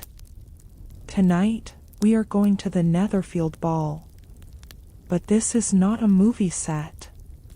This is not a brightly lit studio with air conditioning.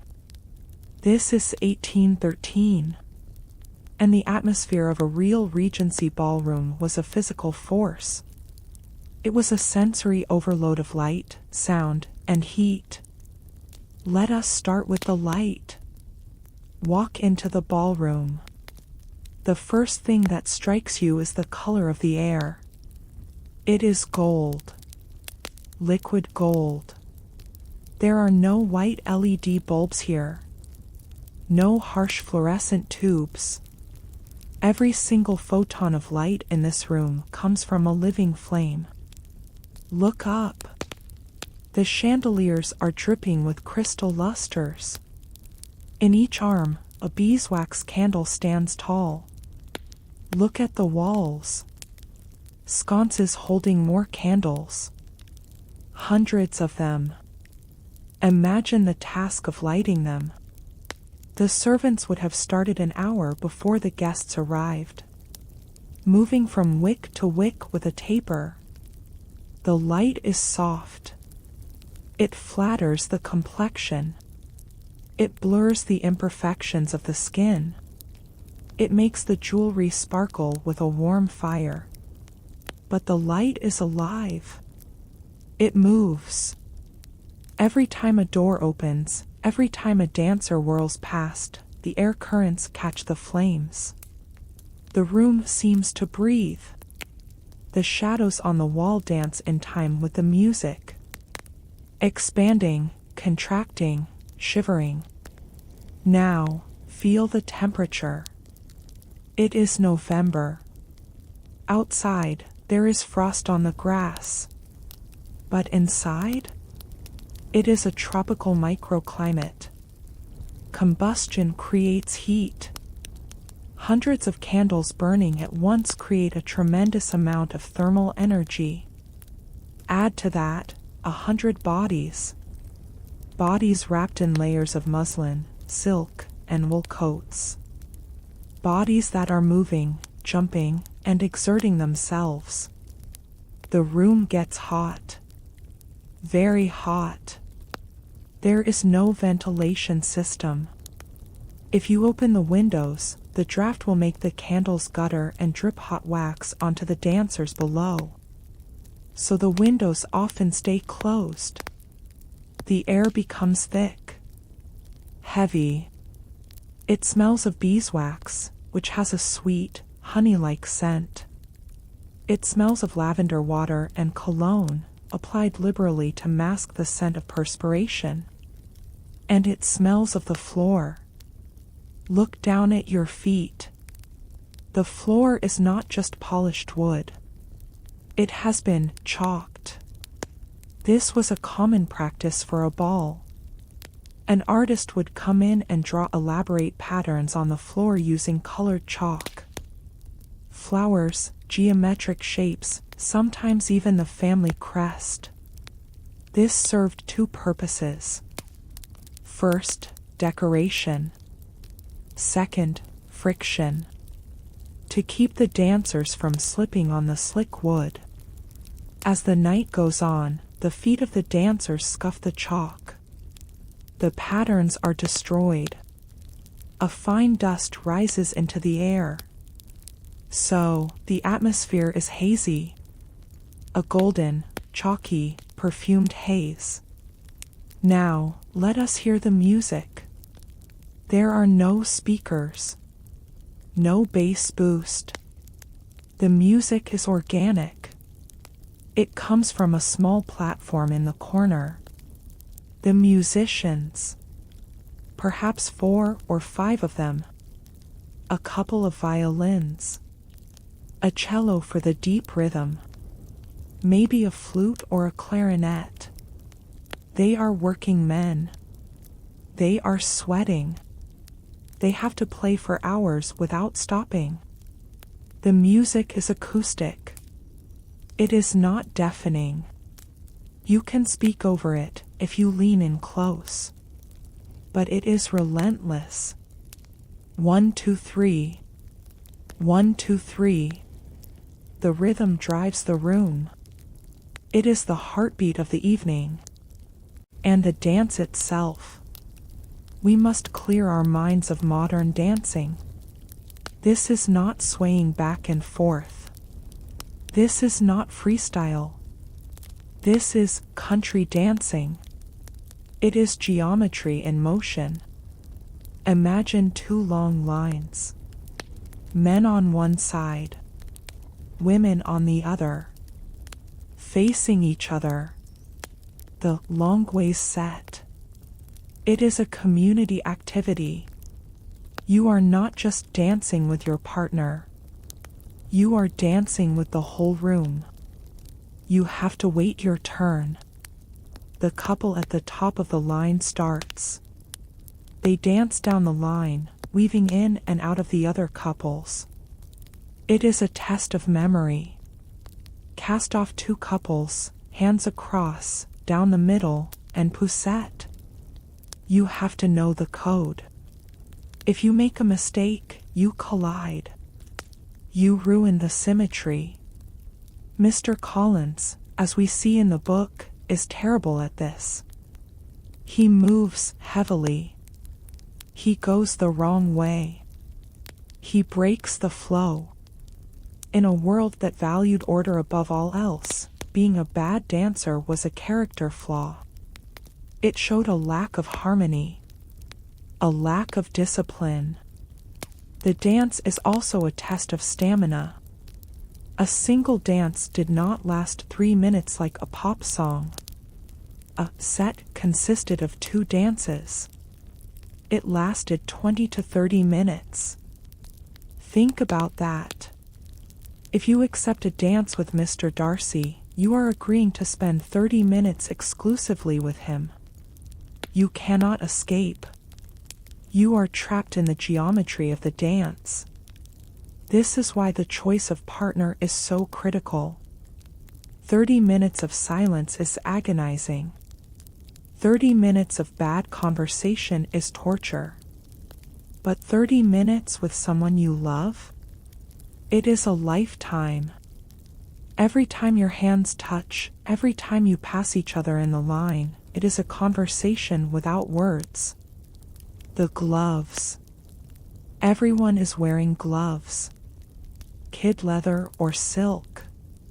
So you never actually touch skin to skin. You touch leather to leather. But you can feel the warmth of the hand through the material. The grip of the fingers. It is a safe intimacy. Listen to the sound of the feet. The women are wearing those thin slippers we talked about. They make a soft, shuffling sound.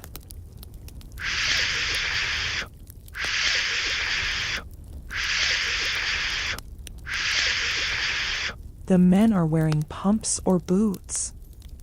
A heavier thud. But it is rhythmic.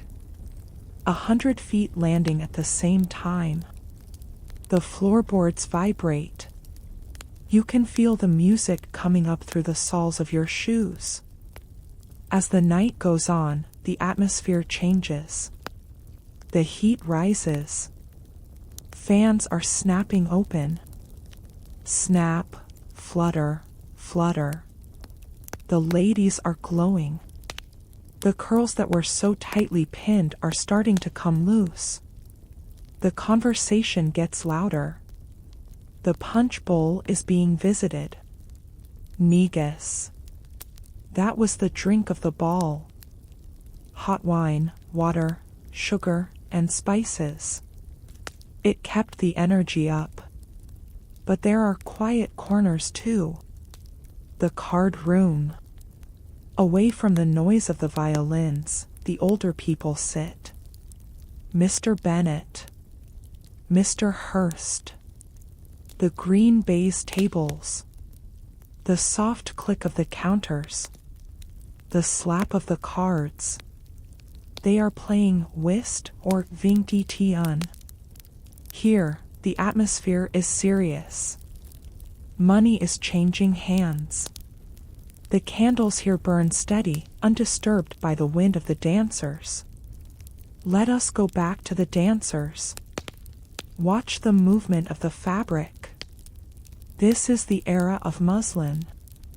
Light, floating fabric. When the women spin, the dresses balloon out. They catch the air. The ballroom looks like a field of flowers swaying in a breeze. White, pale pink, pale blue. Against the dark black and blue coats of the men. It is visually satisfying. Orderly. Beautiful. But it is exhausting. By 2 a.m., the energy is flagging. The candles are burning down. Some have guttered out, leaving trails of wax down the side of the chandeliers. The light is dimmer now. More shadows. The musicians' arms are tired. The tempo might slow down just a fraction. The smiles are a little more fixed. This is the endurance sport of the gentry. They will dance until dawn. Because this is their job. This is the marketplace of marriage. You cannot go home early. You have to be seen. You have to perform. Imagine standing against the wall for a moment.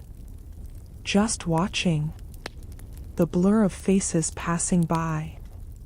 Some anxious, looking for a partner. Some happy, lost in the eyes of their lover.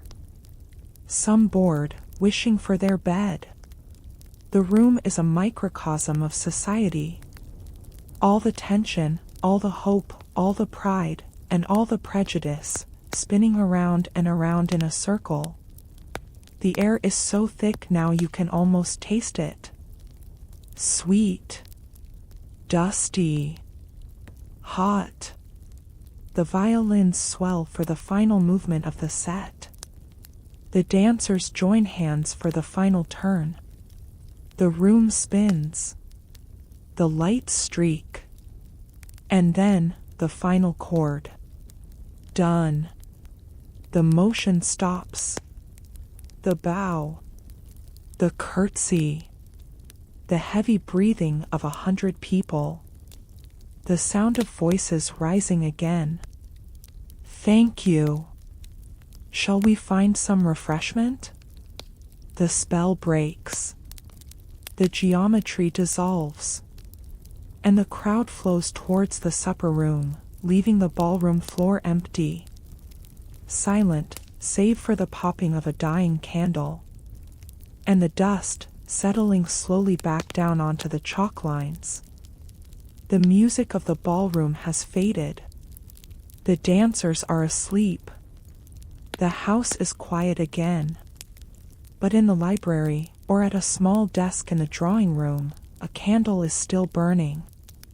Someone is writing. In the world of Pride and Prejudice, the letter is the engine of destiny. It is the only way to speak across the distance. It is the only way to whisper a secret from London to Hertfordshire. But let us look at the physical act of writing. The technology of communication in 1813. It begins with the pen. We are used to ballpoints. Smooth, consistent, endless ink. We barely think about the tool. But in 1813, the pen was a living thing. It was a quill. A flight feather from a goose. To write a letter, you first had to be a mechanic. You needed a pen knife. You had to carve the tip of the feather to a sharp point. You had to slice a tiny slit in the nib to hold the ink. If you listen closely to the sound of writing in this era, it is not a smooth glide. It is a scratch. Scritch, scratch, scritch, scratch. It is a tactile sound. You can hear the friction of the bird's feather against the rag paper. And the ink. Iron gall ink. Made from oak galls, iron salts, and gum arabic. It was not just colored water. It was a chemical cocktail. When it first hit the paper, it was a pale gray or purple. But as it dried and oxidized with the air, it turned a deep, permanent black. It was acidic. It bit into the paper. Writing was an act of engraving. The writer had to dip the pen constantly. Every 3 or 4 words. Dip, write, dip, write. This imposed a rhythm on the thought process. You had to pause. You had to think about your next phrase while the ink loaded. You could not rush. Now, consider the paper. Paper was expensive. Very expensive. It was made from linen rags, beaten into a pulp and pressed into sheets. It had texture. It was thick. Because it was so precious, you did not waste it. This leads us to one of the most confusing and visually fascinating aspects of Regency letters: cross-writing. If you had a lot to say, and you filled the page, you did not take a new sheet. That would cost double the postage. Instead, you turned the paper 90 degrees. And you wrote over the words you had just written. Imagine a grid of text. Vertical lines crossing horizontal lines. To the modern eye, it looks like chaos. Like a net of ink. But the people of 1813 were trained to read it. Their eyes could tune out the horizontal layer while reading the vertical one. It was a way of defying the economy of the post. A way of squeezing every last drop of value out of a sheet of paper. Once the letter is written, how do you send it? There are no envelopes. Envelopes are a Victorian invention. They do not exist yet. So, you have to fold the letter itself. This was an art form. Origami for the gentry. You folded the sides in. Then the top and bottom. You tucked one end into the other to create a locked packet. It had to be tight. It had to be secure. And then, the seal. You light a taper candle. You take a stick of sealing wax. Usually red. Sometimes black if you were in mourning. You hold the wax over the flame. Watch it soften. A drop of hot, molten liquid falls onto the paper seam. Drip. The smell of melting wax fills the room. A sharp, resinous scent. Quickly, before it hardens, you press your seal into it. A metal stamp with your initial or your family crest. Press. The wax cools instantly, locking the paper shut. This seal is the only password. The only encryption. To break the seal is to hack the message. Now, the letter enters the system. The Royal Mail. We complain about slow internet. But imagine a network built of mud and horses. The mail coach. Every night, at 8 p.m., the mail coaches left London. They were the fastest vehicles on the road. They had the right of way. When the guard blew his horn, everyone else had to move. Tar-a-ra-ra. The sound of the post horn was the sound of the internet connecting. The coaches traveled at 10 miles per hour. They changed horses every 10 miles. Fresh horses. Maximum speed. They did not stop for passengers to eat. They did not stop for rain. They were a relentless machine of communication. A letter from London could reach Hertfordshire the next morning. It was surprisingly efficient.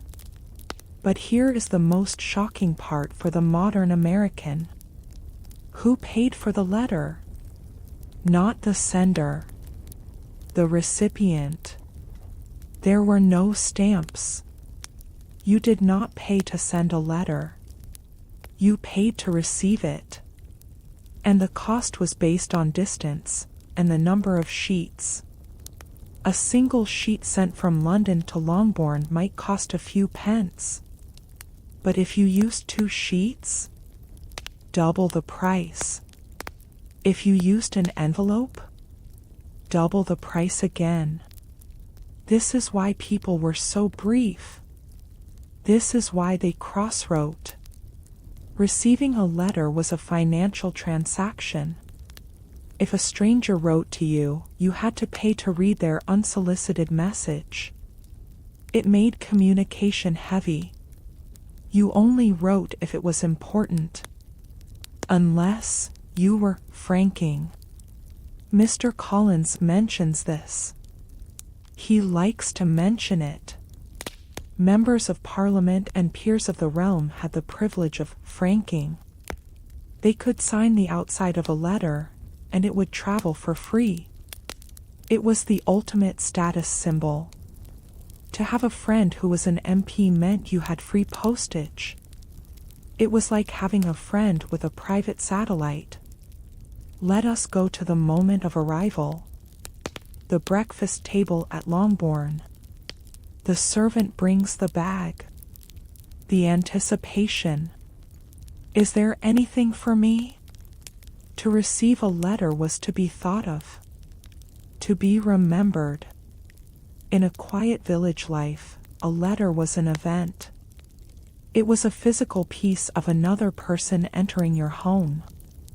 When Jane receives a letter from Caroline Bingley, she does not just read it once. She reads it. Then she reads it aloud to Elizabeth. Then they dissect it. They analyze the handwriting. She writes that in a great hurry. They analyze the spacing. Every mark on the paper is a clue. And think of Mr. Darcy's letter to Elizabeth. The most important letter in the book. He hands it to her. He does not mail it. She walks in the grove, holding this thick packet of paper. She opens it. 2 sheets of letter paper, written quite through, in a very close hand. Dense text. She reads it. She hates it. She puts it away. But then, she takes it out again. This is the power of the written word. It is permanent. Spoken words fade into the air. But a letter remains. You can return to it. You can reread it until the meaning changes. She read it with every sentiment of gratitude. The paper itself becomes a witness to her change of heart. The postal service was the invisible nervous system of England. It connected the great estates to the small cottages. It carried gossip. It carried proposals of marriage. It carried declarations of war. It moved slowly, by the rhythm of galloping horses. But it moved surely. Imagine the postman walking up the lane to Longbourn. His leather bag is heavy. The rain is falling on his hat. But inside the bag, dry and safe, are the voices of the people we love. Waiting to be opened. Waiting to be heard. As you lie in the dark tonight, think of that sound. The scratch of the quill. Scritch, scratch. The drip of the wax. Drip. The sound of the horn in the distance.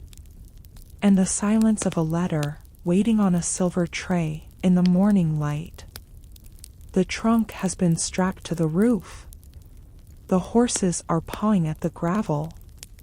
The goodbyes have been said. It is time to leave. You step up on the folding metal step. You duck your head to enter the small, dark cabin. And then, the door is swung shut. Bang. The handle turns. Click.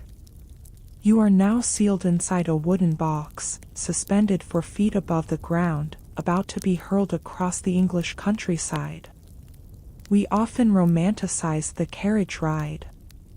We see it as elegant. We imagine Jane and Elizabeth having deep conversations while gliding smoothly down a lane. But the reality of travel in 1813 was a physical endurance test. It was loud. It was violent. And it was exhausting. Let us examine the vehicle itself. The barouche or the chaise. There are no shock absorbers. No pneumatic rubber tires filled with air. The wheels are made of wood rimmed with a band of solid iron. Think about that.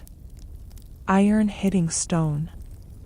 Iron hitting hard-packed clay. There is no cushion between the road and the wheel. The only suspension comes from the springs. But these were not coil springs like a modern car. They were usually layers of curved steel, or simply thick leather straps called through braces. The body of the carriage literally hung from these straps. This meant that the carriage did not just bump up and down. It swayed. It swung from side to side like a hammock, or a ship in a storm. Many people suffered from seasickness while traveling on land. The constant, rhythmic lurching, sway left, sway right, bump. It disoriented the inner ear. Now, the motion begins. The driver cracks his whip. Snap. The horses lurch forward. You are thrown back against the seat. The seat is stuffed with horsehair and covered in velvet or leather. It is stiff. As the carriage picks up speed, the soundscape becomes overwhelming. In a world that was generally quiet, a moving carriage was a factory of noise. Listen to it. The rumble of the iron wheels on the road. A low, grinding roar. The creaking of the wooden frame. Wood rubbing against wood. Erk. Ek. Erk. Like an old ship. The jingle of the harness. Brass buckles hitting leather. The thudding of the horse's hooves. You have to shout to be heard. How far to London? 20 miles. Conversation is difficult. So often, travelers sat in silence, vibrating in time with the road. Let us look at the road. The King's Highway. In 1813, the roads were improving, thanks to engineers like macadam, but they were still unpredictable. A macadamized road was covered in small broken stones, which drained well. But many roads were still just dirt. In the winter, deep ruts formed. These ruts could be a foot deep. If the wheels slipped into a rut, the carriage would tilt violently. You would find yourself sliding across the seat, crushing your companion. And the mud. We have talked about the mud of the walk, but the mud of the road was a weapon. It splattered everything. The windows of the carriage would quickly become coated in a brown film, obscuring the view. You were traveling inside a brown bubble. And the cold. There is no heater. The windows are single panes of glass. They rattle in their frames. Rattle, rattle, rattle. Drafts come in through the floorboards. How did they survive a journey in January? The foot warmer. Before leaving Longbourn, a servant would have taken a metal box, or a ceramic bottle, and filled it with hot coals or boiling water. This was placed on the floor of the carriage. You put your feet on it. You wrapped your legs in a heavy wool rug. A lap robe. But slowly, mile by mile, the heat would fade. The coals would turn to ash. The water would cool. By the time you reached the first stop, your toes would be numb. Let us talk about the speed. How fast are we going? Maybe 7 miles per hour. 10 if the road is good and the horses are fresh. To us, this is a crawl. You could almost run alongside. But inside the box, 10 miles per hour feels fast. Because you are so high up, and the suspension is so loose, it feels perilous. The journey from Longbourn to London is 24 miles. This is not a commute. This is a half-day expedition. It would take 3 to 4 hours. 3 hours of shaking. 3 hours of noise. There is a system to this travel. The post. Mr. Bennet keeps his own horses for the farm and local travel. But for a long journey, or if you wanted to go fast, you traveled post. This meant you hired horses at stages along the road. Every 10 or 12 miles, there was a coaching in. The carriage pulls into the yard. The ostlers run out. The tired, sweating horses are unhitched. Steam rises from their flanks in the cold air. Fresh horses are brought out. The transition is mechanical. Clack, click, buckle. In 5 minutes, you are moving again. This system allowed you to keep moving without exhausting your own animals.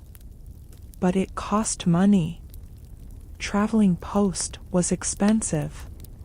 It was a luxury. For the Bennet women, taking the family coach meant they had to go slower to save their own horses. They might have to stop and rest the animals for an hour. The journey would stretch out.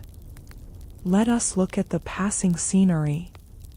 Because you are moving slowly, you see the world in detail. You pass a laborer leaning on a scythe. He looks up. He sees the carriage.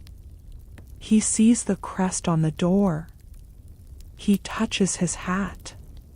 You pass a toll gate. The turnpike. The carriage slows down. Screech of the brake. A man comes out of a small toll house.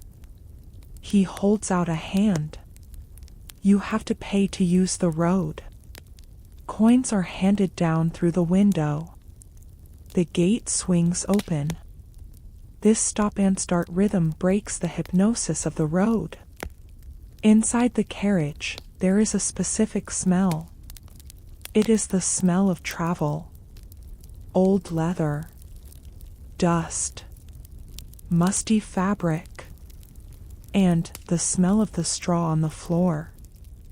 Often, fresh straw was laid down to trap the dirt and provide a little insulation. It smells like a stable. Even the most expensive carriage had this underlying scent of the animal world. What do you do for 4 hours? You cannot read. The vibration makes the letters jump on the page. It induces headaches. You cannot embroider. The needle would slip. So, you think. Or you talk. This is why the carriage scenes in Pride and Prejudice are so important. When Elizabeth and Maria Lucas travel to Hunsford, or when Jane travels to London, they are trapped in a confession booth. The noise of the wheels creates a cone of privacy. The driver cannot hear you. The world cannot hear you. It is just you, your companion, and the rhythm of the road. Secrets are spilled in carriages. Anxieties are shared. What will Mr. Darcy say? Does Bingley truly love me? The words vibrate in the air, mixed with the dust. And then, the sensation of fatigue. Travel weariness.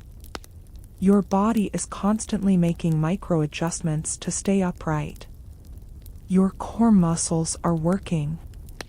Your neck is tense. After 4 hours, you feel like you have run a marathon. This is why, when travelers arrived, they were shaken. They needed to lie down. They needed tea. I am quite shattered by the journey, one might say. And it was literally true.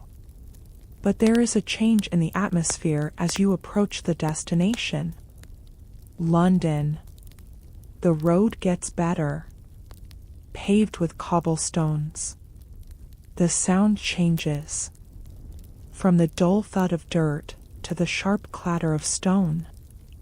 Clack, clack, clack, clack. The noise doubles, echoing off the buildings.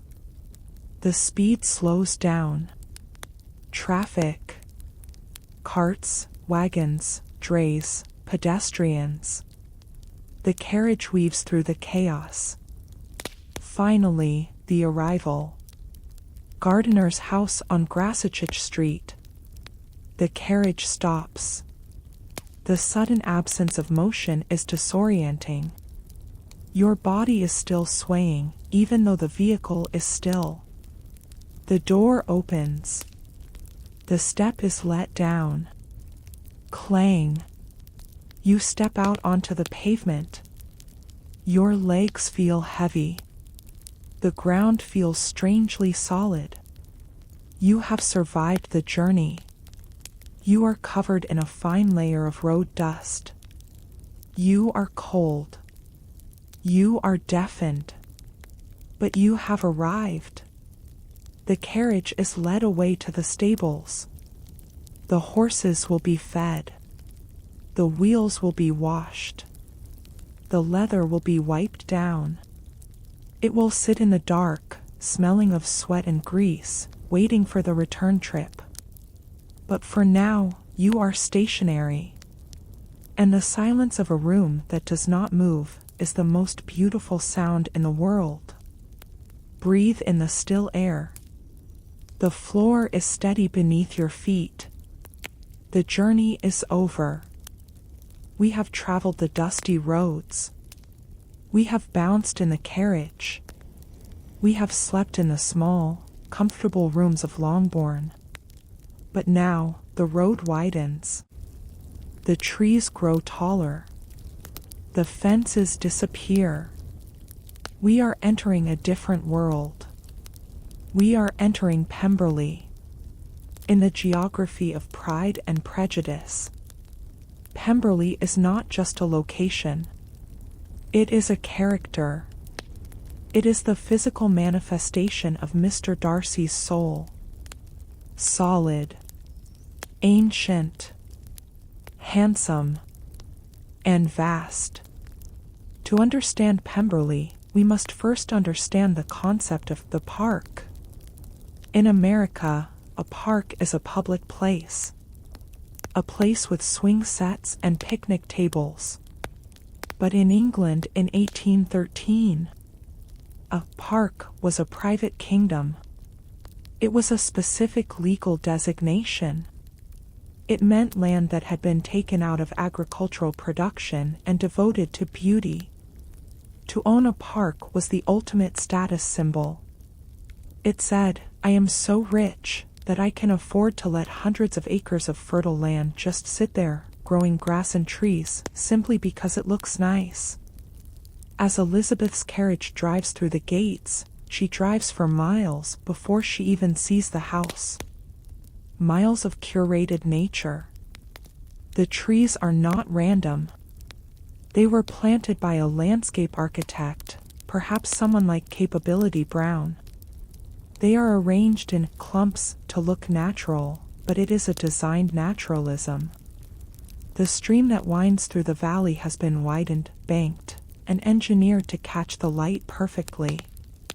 It is a painting that you can walk inside. And then, the house. It rises from the landscape. Built of stone. Likely limestone or sandstone that glows warm in the sun. It is not merely large. It is monumental. Compare it to Longbourn. Longbourn is a home. Pemberley is a seat of power. It has wings. It has courtyards. It has stables that are bigger than most village churches. Let us step out of the carriage and walk up the stone steps. The silence here is different. It is a heavy, expensive silence.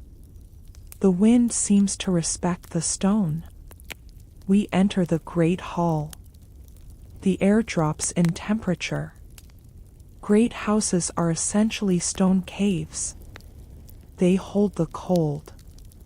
Your footsteps echo on the marble floor. Click, clack, click, clack. The ceiling soars 20, 30 feet above you, painted with gods and goddesses floating in clouds. You feel small. This is the architecture of intimidation. It is designed to make you feel the weight of the family history. But how does this machine work? Let us look at the boring history of running Pemberley. This is not just a house. It is a corporation.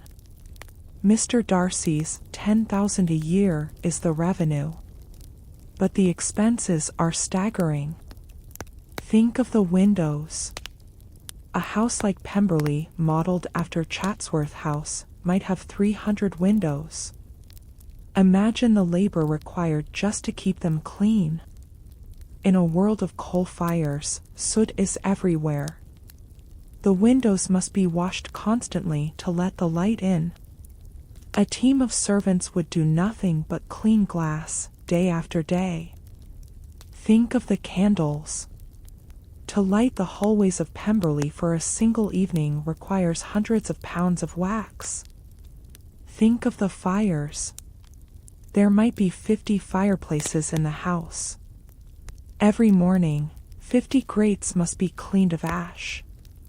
50 baskets of coal must be carried up the back stairs.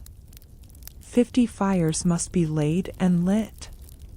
This is an industrial operation hidden behind silk wallpaper. We meet the CEO of this operation, Mrs. Reynolds. The housekeeper. In the book, she guides Elizabeth through the house. This might seem strange to modern readers. Why are tourists allowed in a private home? In 1813, this was common. The great houses of England were like museums. If the family was away, or even if they were home, respectable travelers could ask to see the house. You would tip the housekeeper, and she would give you a tour. Mrs. Reynolds carries a heavy ring of keys. The sound of the keys jingling is the sound of authority. Jingle jangle. She unlocks the doors to the staterooms. These are rooms that are rarely used. They are for royalty. Or for show. The furniture is covered in dust sheets. White linen cloths thrown over the velvet chairs to protect them from the sun and the dust. The room looks ghostly. A landscape of white shapes in the dim light. Mrs. Reynolds pulls back a shutter. A shaft of light hits a painting. A portrait of Mr. Darcy. This is where the magic happens. Elizabeth sees the face of the man she rejected, but she sees him through the eyes of the woman who works for him. He is the best landlord, and the best master, Mrs. Reynolds says. In an era where servants were often invisible or mistreated, this praise is gold. It tells us that the economy of Pemberley is a benevolent one. Let us walk down the gallery. A long corridor lined with busts and portraits. Grandfather Darcy. Great-grandfather Darcy. A knight from the Crusades. A judge from the 1600s.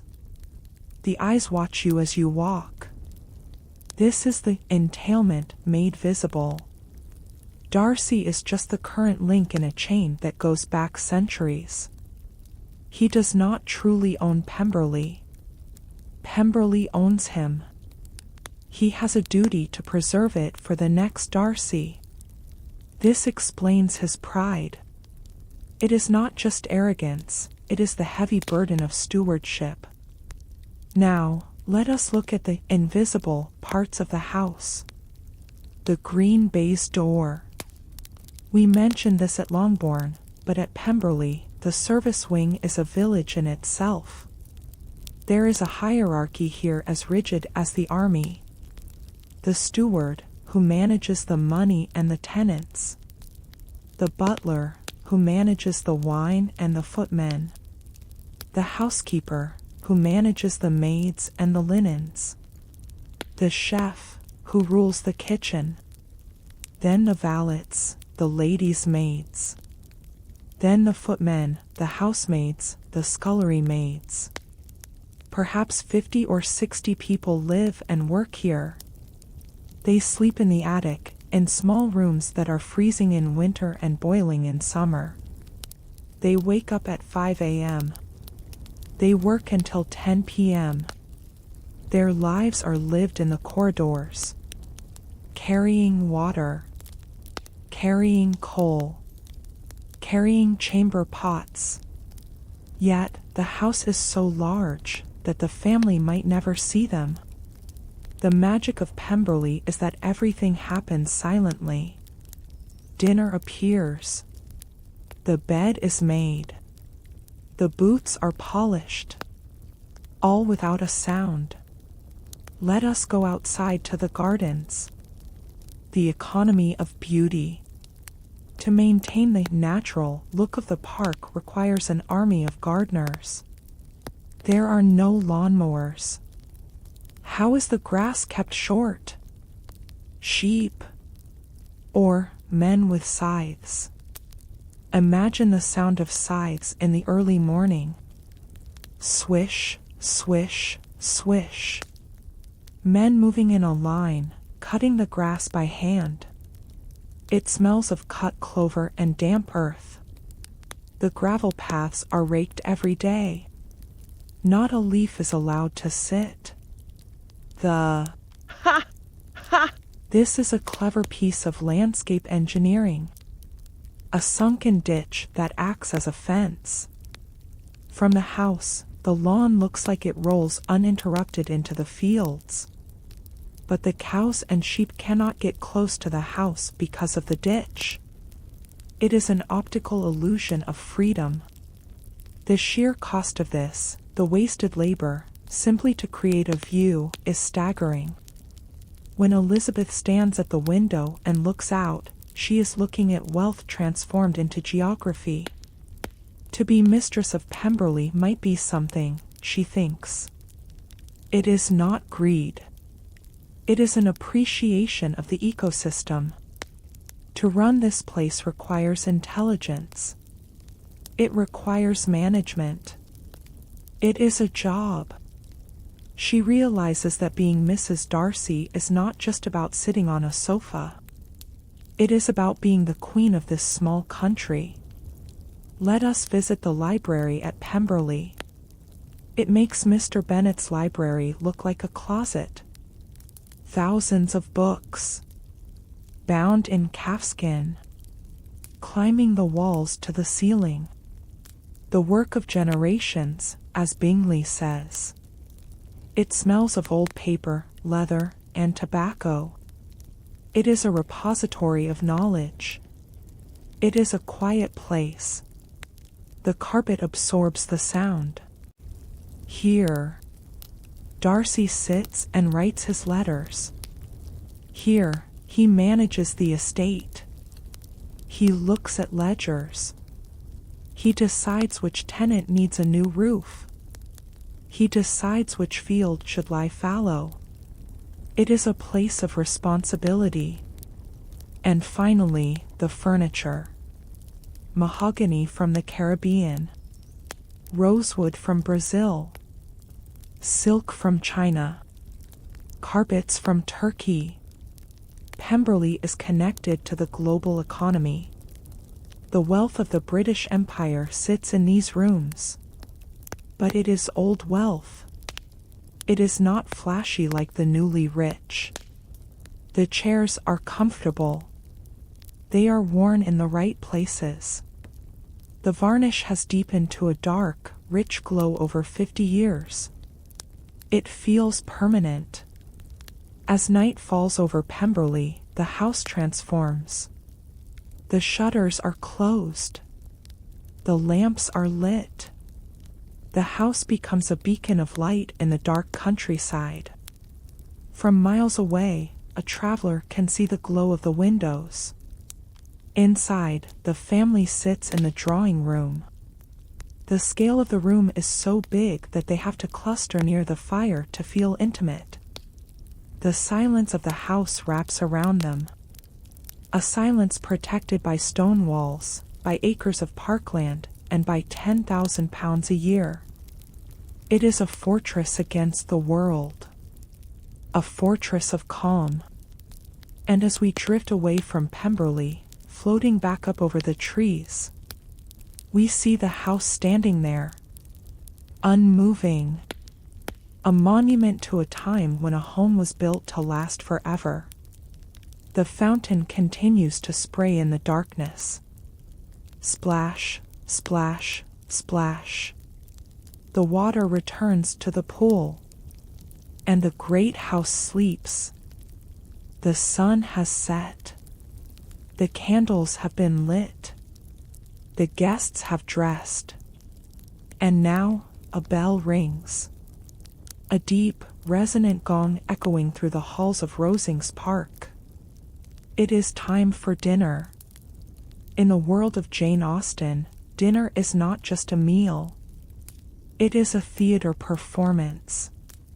And at the house of Lady Catherine de Bourgh, it is a high-stakes drama played out in hushed tones and clinking silver. Let us walk into the dining room. The air is warm. The smell is rich. It smells of roasted game, heavy sauces, wine, and the faint, metallic scent of polished silver. The table is a masterpiece of geometry. In 1813, they did not serve dinner the way we do today. There was no plated service where a waiter brings you a plate of food from the kitchen. No. This is service à la Française. This means that the food is the decoration. When you walk into the room, the first course is already on the table. Look at it. A massive soup tureen at the top. A large fish dish at the bottom. And along the sides, smaller entrees arranged in perfect symmetry. If there is a dish of fricasseed chicken on the left, there must be a dish of equal size, perhaps veal ragout, on the right. Balance. Order. Lady Catherine would not tolerate a lopsided table. The guests enter. This is a procession. Rank dictates the order. Mr. Collins walks nervously. Sir William Lucas walks with awe. Elizabeth walks with observation. They stand behind their chairs. The footmen, silent statues in livery, slide the heavy mahogany chairs forward. Scrape. They sit. The napkins are unfolded. Heavy, white damask. Larger than modern napkins. They are spread across the lap to protect the silk breeches and muslin gowns from the inevitable splashes of gravy. The room falls silent. The only sound is the ladle hitting the soup bowl. Clink, swish, drip. Soup was always the beginning. White soup, made from veal stock, cream, almonds, and egg yolks. Rich and pale. It is consumed quietly. You tip the bowl away from you. You sip from the side of the spoon. Not the tip. To slurp is a social crime. Now, the remove. This is a piece of choreography. The soup tureen is empty. A footman steps forward. He removes the tureen. And in its place, he puts a new dish. Perhaps a massive joint of venison from the park. Or a roast saddle of mutton. This is called removing the soup. Now, the carving begins. In 1813, the food was placed on the table, but you had to get it onto your plate. If the dish was in front of Mr. Collins, it was his job to carve it. Imagine the pressure. Under the critical eye of Lady Catherine, he picks up the carving knife and fork. They are heavy, with ivory handles. He must slice the meat thin. He must not splash the sauce. He must serve the choice cuts to the most important people. The sound of the knife against the silver platter. Scritch, scratch. It is a tense sound. If you want a dish that is far away from you, you cannot just reach for it. And you do not ask a servant to bring it. You ask your neighbor. Or you wait for someone to offer. May I trouble you for a potato, Mr. Collins? The dishes travel around the table, hand to hand, or passed by footmen. Let us listen to the soundscape of the chewing. It is a quiet room. There is no background music, no radio, just the sound of cutlery on china. Ting, click, scrape. The sound of glasses being set down. Thump. And the low rumble of conversation. But at Rosings, the conversation is a monologue. Lady Catherine speaks. Everyone else listens. Her voice dominates the acoustic space. She asks questions not to hear the answers, but to judge them. Mrs. Collins, is that a new gown? Mr. Darcy, you are eating very little. Her voice is like the drone of a bagpipe. Constant. Overbearing. You must eat to the rhythm of her interrogation. The first course is cleared. The table is stripped bare. And then the second course is laid out. New tablecloth? No. But the crumb brush is used. A silver blade to scrape the breadcrumbs away. Swish, swish. The second course is lighter. Roasted game birds. Pheasants. Partridges. And sweet dishes. Jellies. Blancmange. Imagine a tower of trembling jelly, clear and quivering in the candlelight. It is architectural food. Savory and sweet were often mixed in the second course. You might have a lobster patty next to a fruit tart. The flavors are complex. Spices from the East Indies. Nutmeg. Mace. Cloves. And the wine. There is a ritual here too. Taking wine. You do not just drink when you are thirsty. You catch the eye of another guest. Mr. Darcy looks at Elizabeth.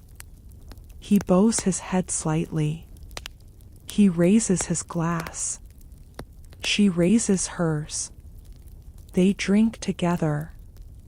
It is a silent toast. A moment of connection across the barrier of the centerpiece. The wine is likely Madeira, or claret, or perhaps a sweet hock. The glasses are cut crystal. They catch the candlelight and fracture it into rainbows on the white tablecloth. The room is getting hotter. Remember the candles. Remember the food. The meat sweats were a real phenomenon. The gentlemen are wearing wool coats and high, stiff collars that dig into their necks. The ladies are wearing stays.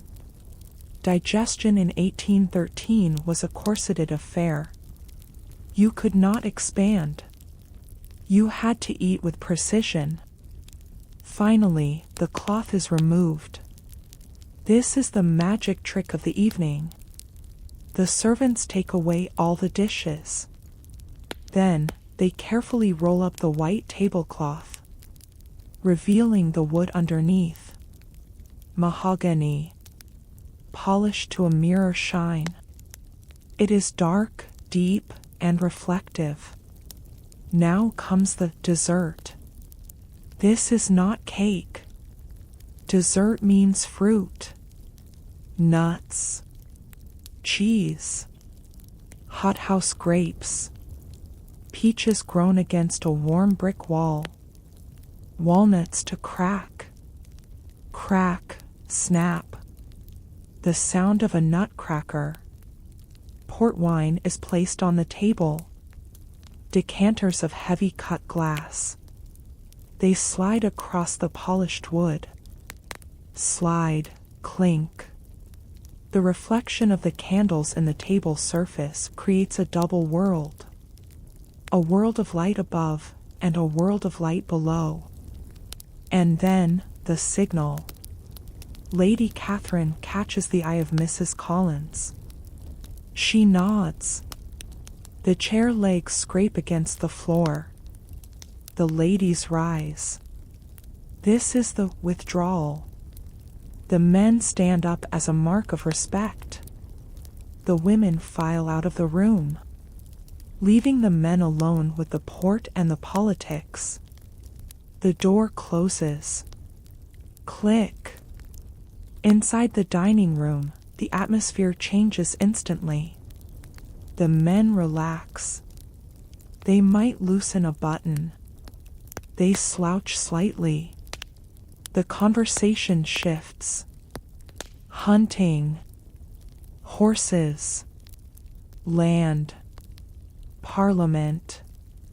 The air fills with the smoke of cheroots or pipes if the host allows it.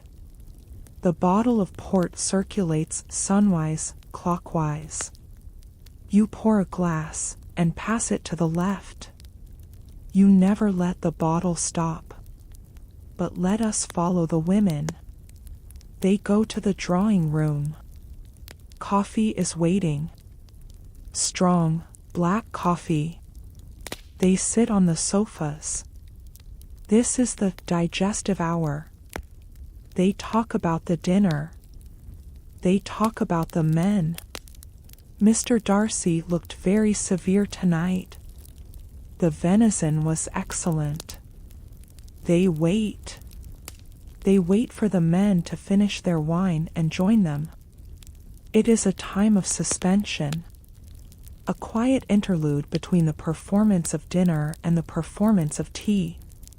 Let us zoom in on the details of the table one last time. The finger bowls. Small glass bowls filled with water and a slice of lemon. You dip your fingertips. You wipe them on your napkin. It is a gesture of civility. A cleansing ritual. Dining at Rosings or Pemberley is not about nourishment. If you were hungry, you would eat bread and cheese in the kitchen. Dining here is about civilization. It is about proving that you can take the chaotic, messy act of eating and turn it into art. It is about controlling your body, controlling your hunger, controlling your words. Imagine being Mr. Collins, terrified of dropping a fork, terrified of spilling wine on the cloth. Every bite he takes is calculated. He chews silently. He smiles nervously. The pressure is immense. But for us, watching from the safety of history, it is hypnotic. The gleam of the silver, the symmetry of the dishes, the slow, steady rhythm of the service. A footman steps forward, pours wine, steps back, like a clockwork mechanism. The feast is over. The plates are empty. The conversation fades. And all that remains is the smell of beeswax and the memory of the taste of white soup. The rain is falling. It has been falling for hours. A steady, relentless English rain that soaks through wool, through linen, and right into the skin. In the plot of Pride and Prejudice, this rain is a mechanism. It forces Jane Bennet to stay at Netherfield. It creates the proximity for love. But in the real history of 1813, this rain was a weapon. To get wet, to get chilled, was not an inconvenience. It was a threat to life. We must strip away our modern confidence in medicine. We live in the age of antibiotics. If we get an infection, we take a pill. If we have a fever, we take Tylenol. But in the world of the Bennets, there are no antibiotics. There is no aspirin. There is no thermometer to measure a fever with precision. There is only the body's own strength and a collection of bitter herbs. Let us enter the sick room at Netherfield. The curtains are drawn tight. The room is kept in twilight. There was a belief that light was stimulating, and that a feverish brain needed darkness. The air is warm, stiflingly warm. Fresh air was considered dangerous for an invalid. So the windows are sealed. The fire is built up high. The room smells of sickness, yes, but it also smells of the remedies. Vinegar. A bowl of vinegar might be placed on the table, or a cloth soaked in vinegar might be wiped over the furniture. It was the universal disinfectant. The sharp, acidic scent cutting through the stale air. And silence. The house goes into invalid mode. Straw might be laid down on the driveway outside to muffle the sound of carriage wheels. Inside, people whisper. They walk on tiptoe. Illness demands respect. Enter Mr. Jones, the apothecary. Note that he is an apothecary, not a physician. This is a crucial class distinction. A physician was a gentleman. He had a degree from Oxford or Edinburgh. He charged a guinea a visit. He only diagnosed, he did not perform surgery or mix drugs. The Bennet family, being comfortably well off but not extravagantly rich, calls the apothecary. Mr. Jones is a tradesman. He comes in through the side door. He mixes the medicines himself. He is cheaper. But for a simple cold or flu, he is the expert. Watch him work. He does not have a stethoscope. It hasn't been invented yet. He places a hand on Jane's forehead. He feels the heat. He takes her pulse. He pulls out a pocket watch. Tick, tick, tick. He counts the beats against the mechanical rhythm of time. He looks at her tongue. This is humoral medicine. The belief that the body is a balance of fluids. Blood, phlegm, yellow bile, black bile. The rain has caused an imbalance. A blockage of perspiration. His job is to restore the flow. He opens his leather bag. The sound of glass clinking against glass. Clink, clink. Blue and brown bottles. He prepares a draught. A potion. He might ask for a glass of water. He drops a powder into it. It fizzes slightly. Or turns cloudy. What is in it? Perhaps saline mixture. Or antimony. To make the patient sweat. Or vomit. The cure was often as violent as the disease. Or perhaps, if Jane is in pain or coughing, he reaches for the most common medicine of the 19th century. Laudanum. Opium dissolved in alcohol. It was the aspirin, the Valium, and the cough syrup of the era all rolled into one. A few drops in water. It tastes bitter, metallic, but it brings sleep. A heavy, dreamless sleep. It slows the breathing. It dulls the anxiety. It was the great silencer of pain. And it was in every medicine cabinet in England. The cost of this illness is not just physical. It is financial. Every visit from Mr. Jones costs money. Every bottle of medicine costs money. A long illness could ruin a family, they used to say. But for the Bingleys, money is no object. This is why staying at Netherfield is such a luxury for Jane. She is getting the best care, the best fires, the best broth. Let us talk about the invalid diet. What do you eat when you are sick in 1813? Gruel. Oatmeal boiled in water until it is a thin, gray paste. It is bland, easy to digest. Toast water. A piece of bread is toasted until it is black, then soaked in a jug of water. The water turns brown. It is strained and served. It was thought to be nourishing. Or beef tea. Raw beef cut into cubes, put in a jar, and boiled for hours until the essence of the meat is extracted into a liquid. The smell of beef tea is the smell of the Victorian sickroom. Savory, meaty, and heavy. But there is a psychological aspect to this illness. The romantic invalid. In the literature of the time, being pale, weak, and feverish was almost fashionable. For a woman, it showed sensibility.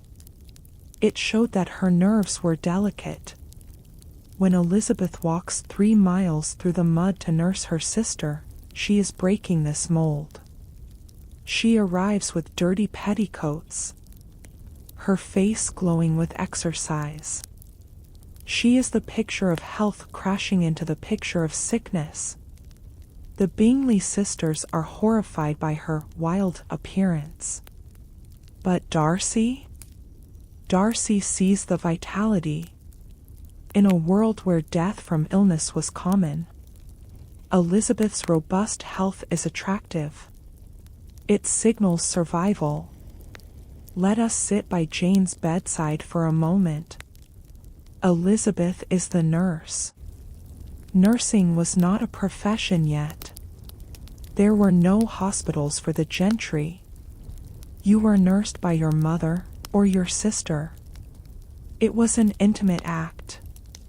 Elizabeth wipes Jane's brow with a cool cloth. She smooths the pillow.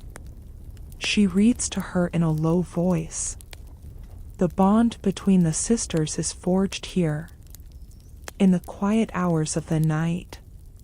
When the rest of the house is asleep, and the wind is howling around the chimneys of Netherfield, the 2 sisters are alone in a bubble of candlelight.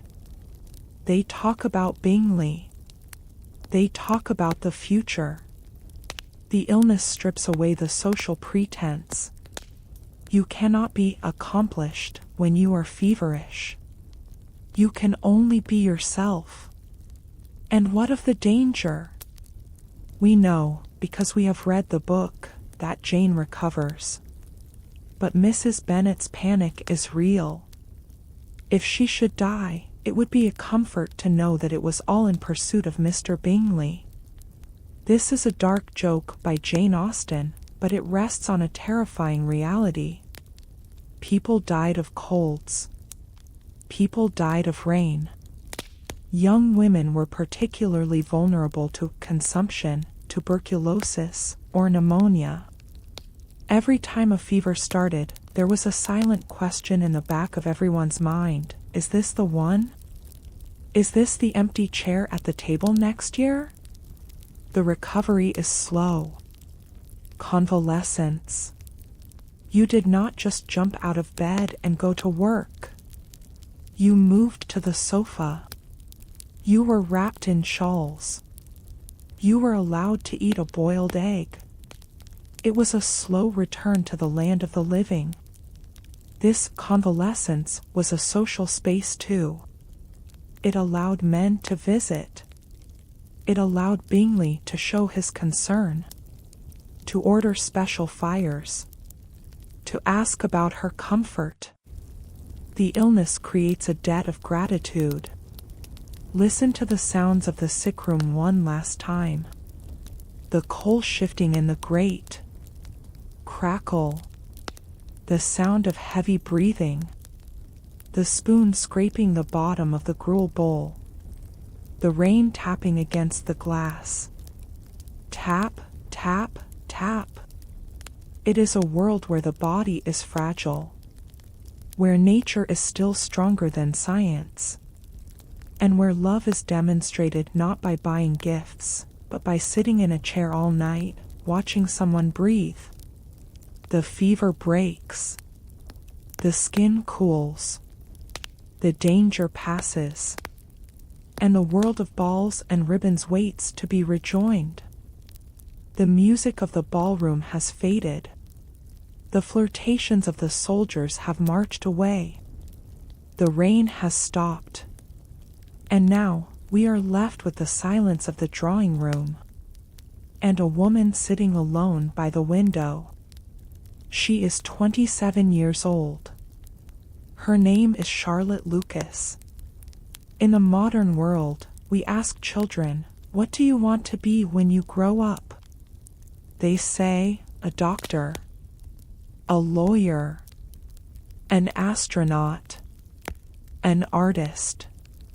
But in 1813, if you asked a young gentlewoman that question, there was only one answer: a wife. This section of our history is not about romance. It is about economics. It is about survival. We often judge Charlotte Lucas.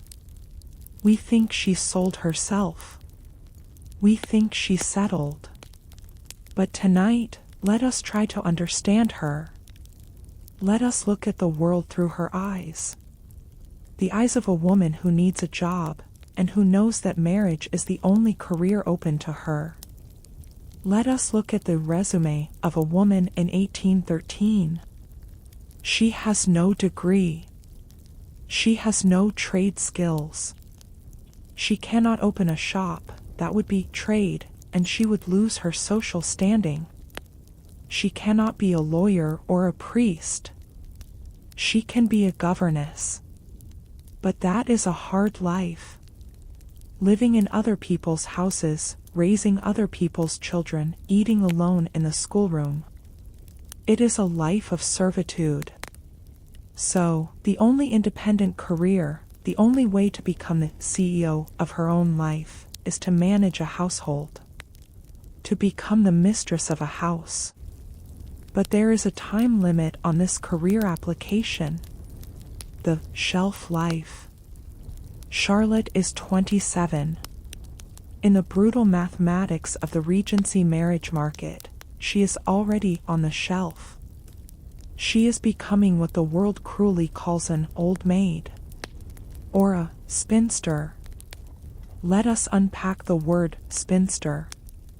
Originally, it just meant a woman who spun wool. A noble profession. But by 1813, it meant a woman who had failed.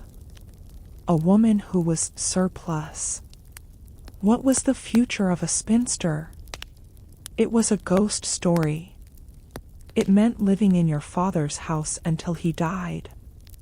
And then, living in your brother's house.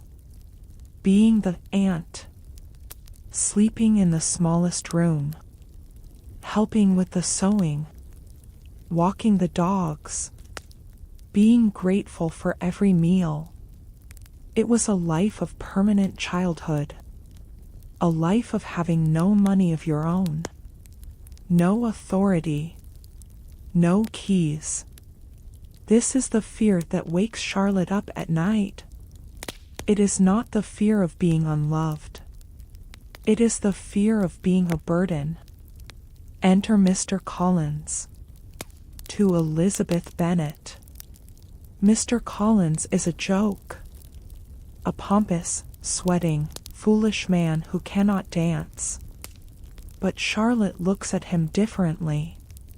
She puts on her economic spectacles. She does not see a clown. She sees a preserve. She sees the rectory at Hunsford. She sees a brick house with a solid roof. She sees a garden. She sees an income. She sees a position in society. The rector's wife. When Mr. Collins proposes to her, barely 3 days after Elizabeth rejects him, it is not a proposal of passion. It is a job offer. And Charlotte accepts. I am not romantic, you know, I never was. I ask only a comfortable home. These are the most honest words in the entire book. They are the words of a pragmatist. Let us walk through the interview process. When Charlotte visits the Hunsford parsonage, she is inspecting her new office. She looks at the furniture. It is good. Solid mahogany. She looks at the china. It is expensive. She looks at the number of rooms. She calculates the distance between the rooms. This is crucial. How does she survive living with a man she does not respect? Architecture. She arranges her life so that he is in one room, and she is in another. Mr. Collins is usually in his study. She encourages him to garden, to walk, to visit Lady Catherine. She manages him like a difficult employee. This is the work of her marriage. Housekeeping. In 1813, running a house was a full-time management position. The mistress of the house carries the keys. The chatelaine. A heavy ring of iron and brass keys hanging from her waist. The key to the tea caddy. The key to the wine cellar. The key to the linen press. These keys represent power. As a single woman, Charlotte had no keys. As Mrs. Collins, she controls the resources. She decides what is for dinner. She directs the servants. She manages the budget. For the first time in her life, she has autonomy. Is it a happy life? That is the wrong question. Is it a secure life? Yes. Sit with Charlotte in her private parlor at Hunsford. It is a small room. It faces the back of the house. Why the back? So she doesn't have to see Lady Catherine's carriage coming? Perhaps. But it is her room. She sits at her desk. The room is quiet. Mr. Collins is out tending his bees. She picks up her needlework. The sun warms the carpet. She takes a deep breath. There is a profound sense of relief in this room. The panic is gone. The ticking clock of her age has stopped matching. She has crossed the finish line. She is safe. Let us compare her to Elizabeth. Elizabeth is the romantic heroine. She refuses to marry without affection. She risks everything. Charlotte is the realist heroine. She refuses to be poor. She risks boredom for safety. History is full of Charlottes. Millions of women who married for a roof over their heads. who married to escape their parents, who married because it was expected, and who found, in the quiet routine of domestic life, a kind of contentment. There is a dignity in Charlotte's choice. She does not complain. She does not mock her husband to others. She makes the best of him. When Elizabeth comes to visit, she expects to find Charlotte miserable. But she finds her composed. Charlotte shows off her house with pride. My house. My table. My garden. The possessive pronoun is the victory. Let us look at the marriage settlement. The legal contract. Before the wedding, the fathers and lawyers would have met. They would discuss pin money. This is an allowance given to the wife for her personal expenses. Ribbons, gloves, charity. For the first time, Charlotte has money in her pocket that she does not have to ask her father for. The sound of coins in her own purse. Jingle, jingle. The sound of independence. Even if it was bought at a high price. And what of the old maid she left behind? Think of the alternative. Miss Bates in Jane Austen's Emma. Poor, chatty, ridiculous Miss Bates.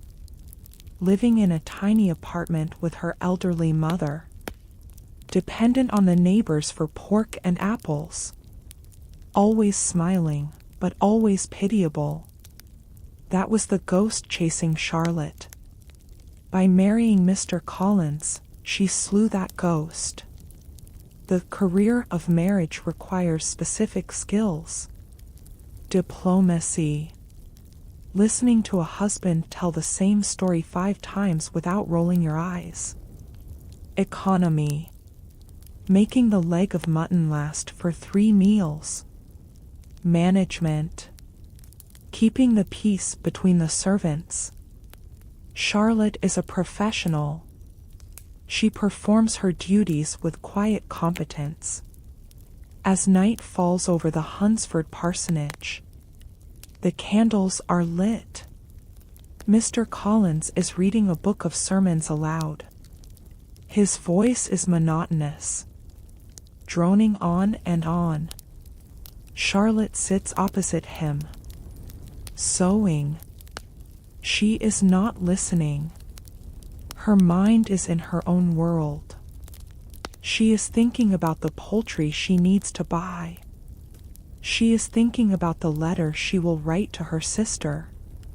She is alone in the room with him, but she is safe in her own mind. She looks around the room. The fire is warm. The curtains are thick. The wind outside cannot touch her. She has paid for this warmth with her freedom. But as she looks at the fire, she decides, once again, that the price was worth it. She is Mrs. Collins. She has a place in the world. And in the silence of the 19th century, that was often the best a woman could hope for. We leave her there, sewing, thinking, surviving, a quiet victory of the practical mind. The sun has gone down over Derbyshire. Elizabeth Bennet is at the inn at Lambton. She holds a letter in her hand. 2 letters, actually. The paper is thin. The handwriting is jagged. Written in haste. An express. In 1813. An express letter was not the usual post. It was a special delivery, carried by a rider who did not stop. It cost a fortune. And it always brought bad news. Lydia has gone. She has gone off to Scotland. She has thrown herself into the power of Mr. Wickham. To the modern ear, Elopement sounds adventurous. We think of Romeo and Juliet. We think of ladders and moonlight. But in the boring, brutal history of the Regency era, elopement was not romance. It was ruin. It was a nuclear event that irradiated everyone close to the blast zone. Let us slow down and analyze the mechanics of this disaster. Why Scotland? Why Gretna Green? It goes back to a piece of legislation passed 60 years earlier. Lord Hardwicke's Marriage Act of 1753. Before this act, marriage in England was loose. You could marry quickly. But the act changed everything.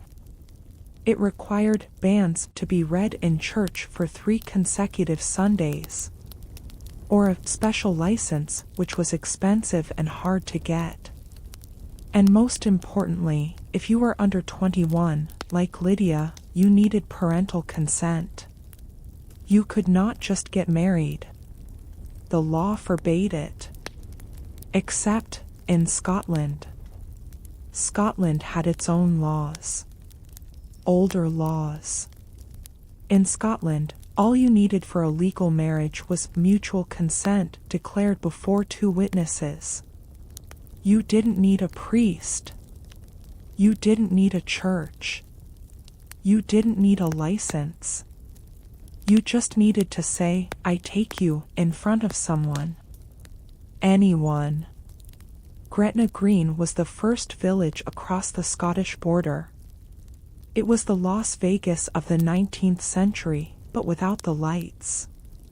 Just mud, rain, and a blacksmith. The legend of the blacksmith priest. The blacksmith of Gretna Green became the symbol of these hurried unions. He would stand by his anvil, still wearing his leather apron, smelling of smoke and iron. The couple would stand before him. He would strike the anvil. Clang. "I pronounce you man and wife." It was legal. It was binding. But it was shameful. To be married over the anvil was to admit that you had no family, no blessing, and no time. But the horror for the Bennet family, and for us watching, is that they didn't even make it to Scotland. They stopped in London. They disappeared into the fog of the city. This changes the category of the scandal. If they had married, it would have been a scandal of disobedience. But because they are living together unmarried, it is a scandal of virtue. Lydia is now a fallen woman. In 1813. This is a terminal condition. There is no rehabilitation. Once a woman's virtue is lost, she is socially dead. She cannot enter a drawing room. She cannot be introduced to respectable people. She is erased. And the contagion spreads. This is the part that is hardest for modern minds to grasp. Collective guilt. Because Lydia has fallen. Jane is ruined. Elizabeth is ruined. Even little Kitty is ruined. Who would marry into a family with such a stain? Mr. Collins says it brutally. This false step in one daughter will be injurious to the fortunes of all the others. He is not being mean. He is stating a market fact. The value of the Bennet name has dropped to 0. The shades of Pemberley are thus to be polluted. This is why Elizabeth cries. She knows that her connection to Darcy is severed. Not because he stopped loving her, but because he cannot bring this into his family history. Let us look at the atmosphere in the house at Longbourn. Silence. The blinds are drawn. Mrs. Bennet is in her room, hysterical, taking sedatives. Her cries echo down the stairs. But downstairs, Mr. Bennet walks the floor of his library. Pace, pace, pace. The sound of his footsteps on the carpet. He is a man who has failed. He let her go. He laughed at the danger. Now, the reality sits in the room with him. The boring history of shame is quiet. It is the inability to look the servants in the eye. It is the neighbors stopping their conversation when you walk into church. It is the turning away of heads. And now, the rescue operation. This is not a duel. Mr. Bennet goes to London to fight, but he finds no one. The rescue is a financial transaction. Mr. Darcy finds them. He finds them in a cheap lodging house. Imagine the smell. Stale beer. Cabbage. Damp walls. Lydia is there. Perhaps her dress is not quite as clean as it was. Perhaps the ribbons are frayed. She is laughing, oblivious to the cliff she has fallen off. Wickham is there. Unshaven? Perhaps. He is indifferent. He never intended to marry her. She was just a distraction. Darcy sits at a table. He opens his checkbook. He is buying a husband. This is the economics of honor. Wickham has debts. Thousands of pounds. Debts of honor. Gambling debts. To leave the army, to pay his creditors, to buy a commission in the regulars, and to settle a little money on Lydia. It costs Darcy a fortune. The sound of a quill scratching on a bank draft. Scritch, scratch.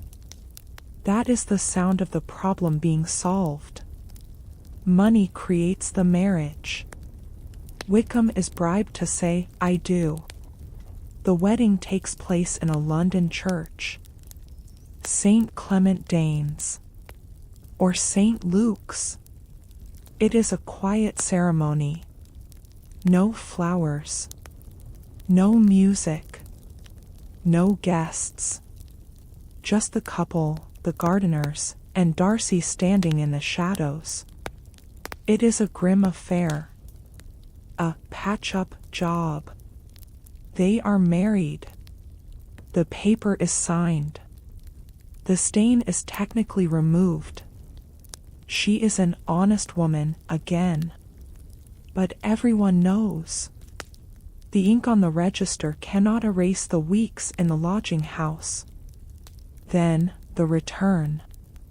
The carriage rolls up the drive of Longbourn. Lydia jumps out. "Mrs. Wickham," she shouts.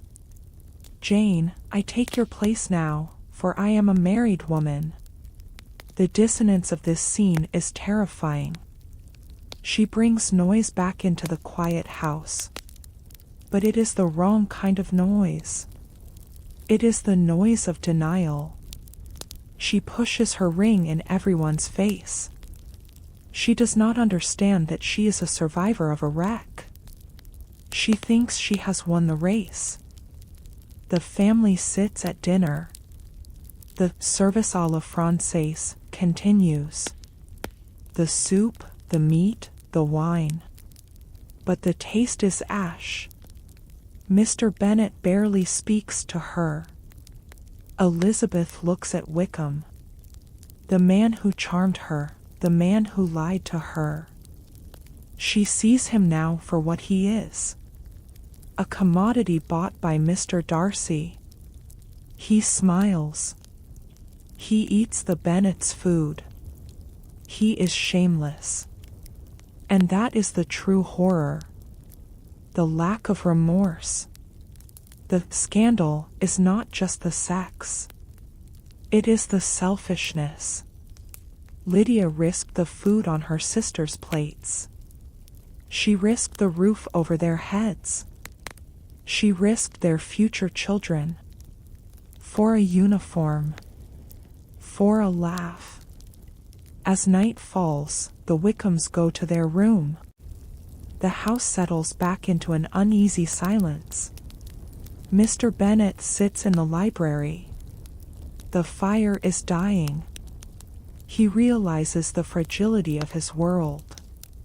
A family's reputation is like a piece of white porcelain. Once it is cracked, you can glue it back together. You can paint over the crack, but it will never ring true again. Ting, thud. Darcy has saved them. But he has saved them in secret. The neighbors will still talk. They will whisper behind their fans. Did you hear? They say he had to be bought. The whisper network of the village is more powerful than any newspaper. The scandal of elopement serves as a warning. A dark buoy in the water marking the rocks. It reminds us that in 1813, freedom had a price, and the price was usually paid by the women who were left behind.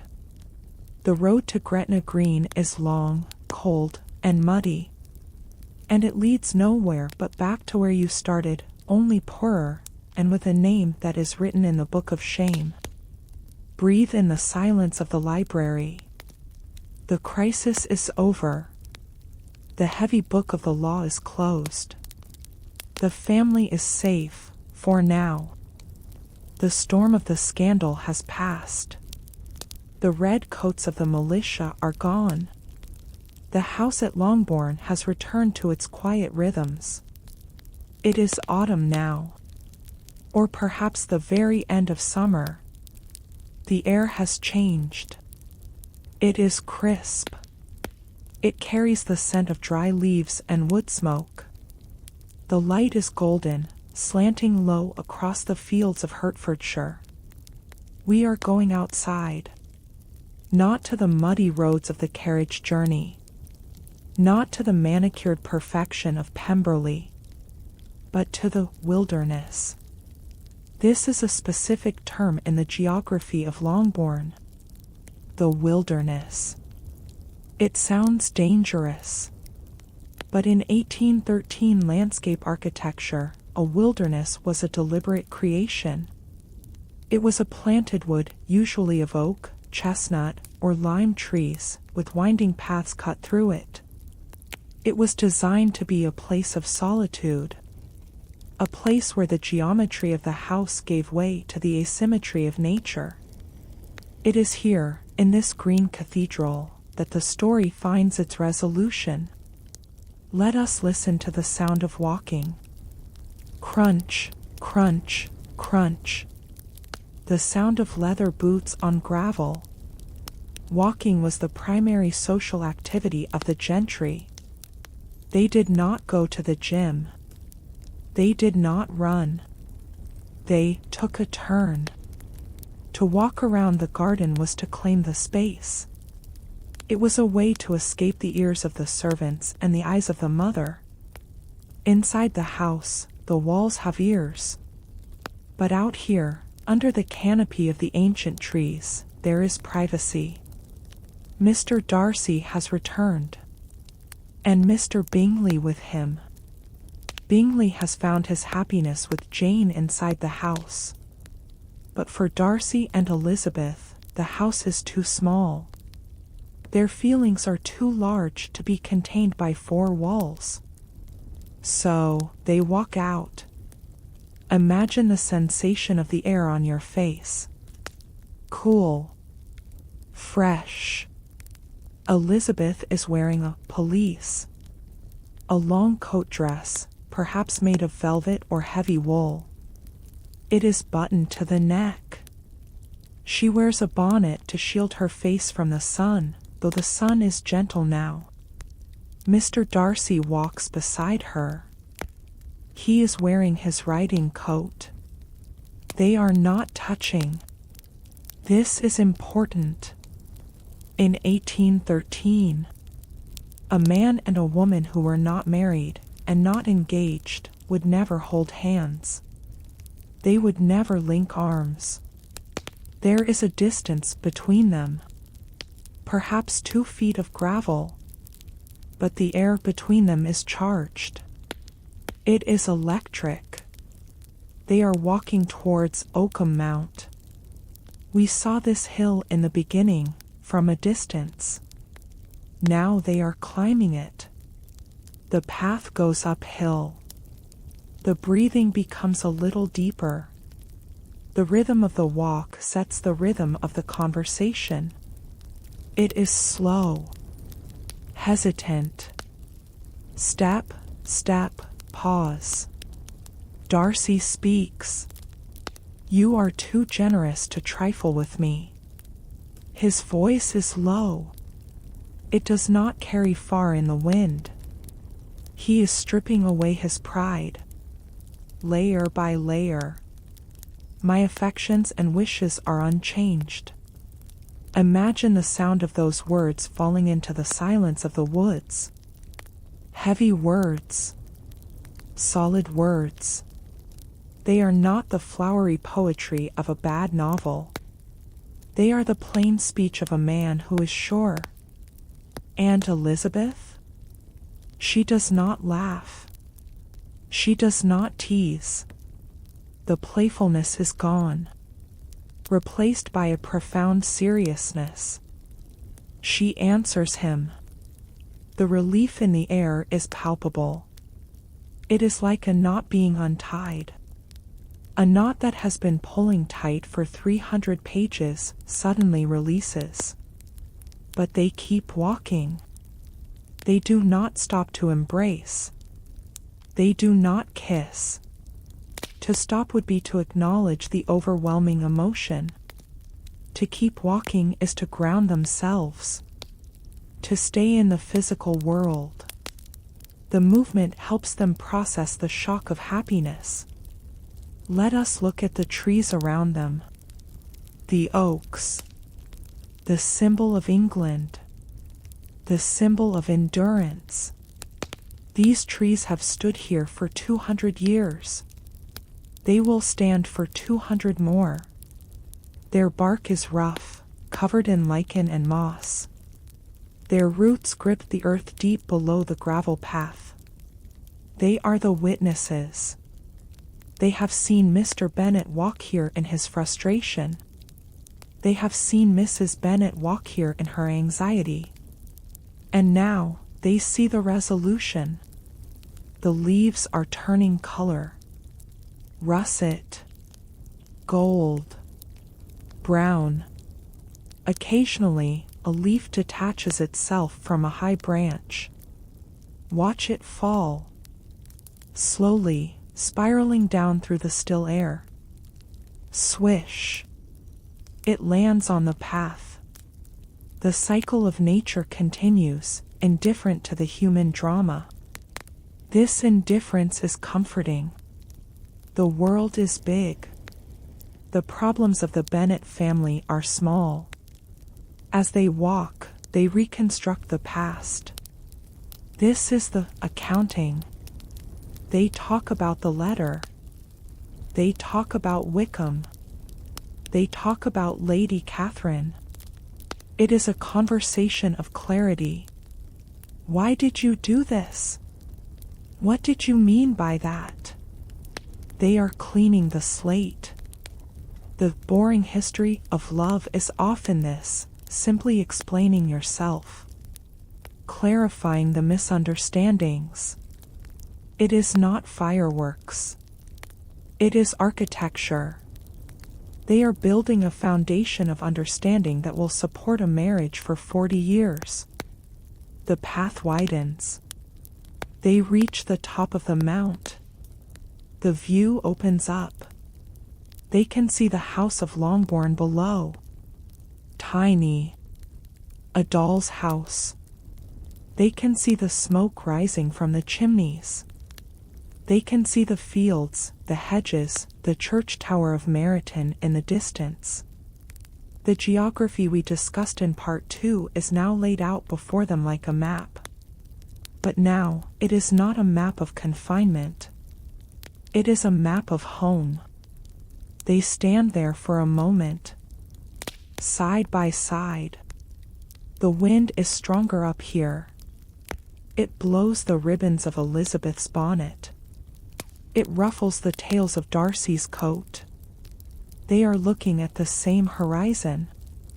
This is the definition of their marriage. Two people looking in the same direction.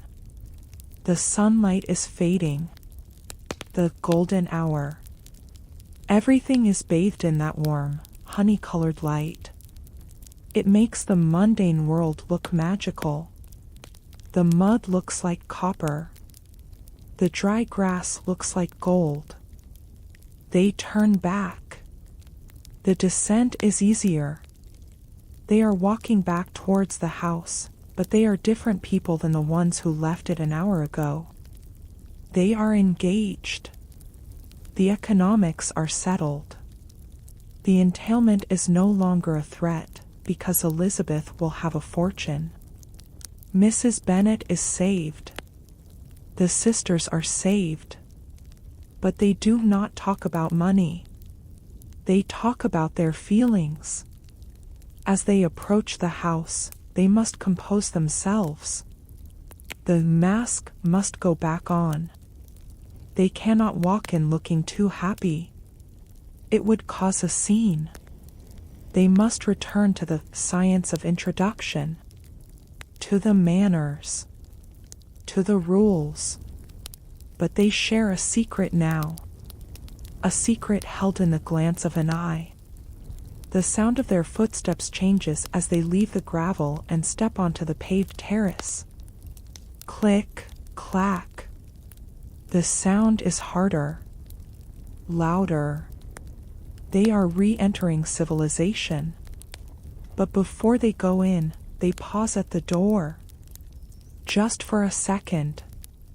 They listen to the silence of the garden one last time. The birds are singing the evening chorus. Rooks calling to each other as they roost in the elms. Caw, caw. The smell of damp earth is strong. It is the smell of England. The smell of the past. The smell of peace. They open the door. The warmth of the house rushes out to meet them. The smell of dinner cooking. The sound of Kitty laughing. They step inside. The door closes. Click. The garden is empty again. Only the leaves continue to fall. And the shadows of the oak trees lengthen across the lawn, covering the path where they walked. The struggle is over. The war of pride and the war of prejudice has ended in a truce. Signed on a gravel path under the autumn sun. The weddings are over. The bells of the village church have stopped ringing. The ribbons have been put away. The carriages have rolled away down the lane, carrying Jane and Bingley to the north, and Elizabeth and Darcy to the peaks of Derbyshire. And now, silence returns to Longbourn. Mrs. Bennet sits in her room. Happy. Exhausted. Her work is done. 3 daughters married. The entailment defeated. Mr. Bennet sits in his library. The house feels larger now. Emptier. But also calmer. He picks up his book. He adjusts his spectacles. And he reads. But as the sun sets on the story of Pride and Prejudice, it is also setting on the era itself. We have spent the last 3 hours in the Regency. A specific, magical slice of time. 1813. It was a moment of suspension. A pause between 2 storms. Behind us lay the chaos of the French Revolution. Ahead of us lies the smoke and steel of the Industrial Revolution. But here, In this quiet valley of Hertfordshire, time stood still for a moment. Let us look at the horizon. The world is about to change. Soon, the steam train will arrive. It will cut through these green fields. It will bring noise. It will bring soot. It will shrink the geography. The journey to London that took us 4 hours of shaking in a carriage will soon take 40 minutes in a train.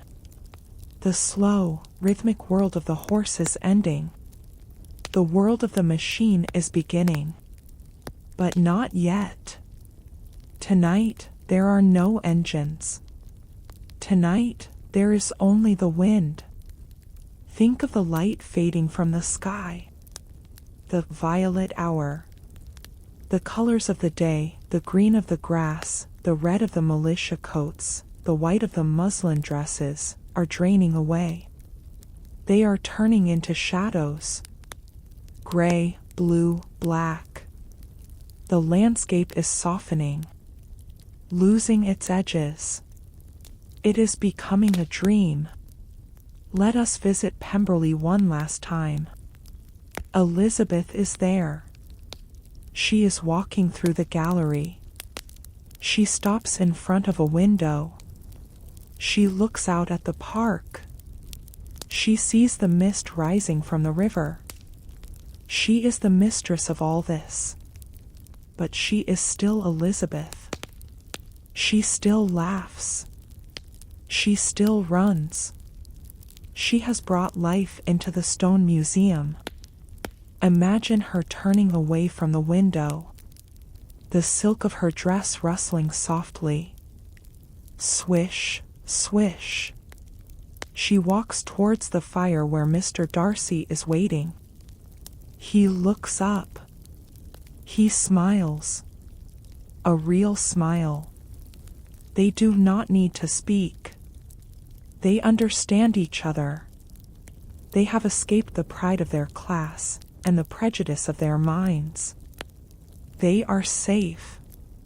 And what of the others? Jane, with her kindness, is creating a home of warmth. Lydia is writing letters asking for money. Some things never change. But she is living her life. Mr. Collins is still talking. But now we can close the door on him. We can tune him out.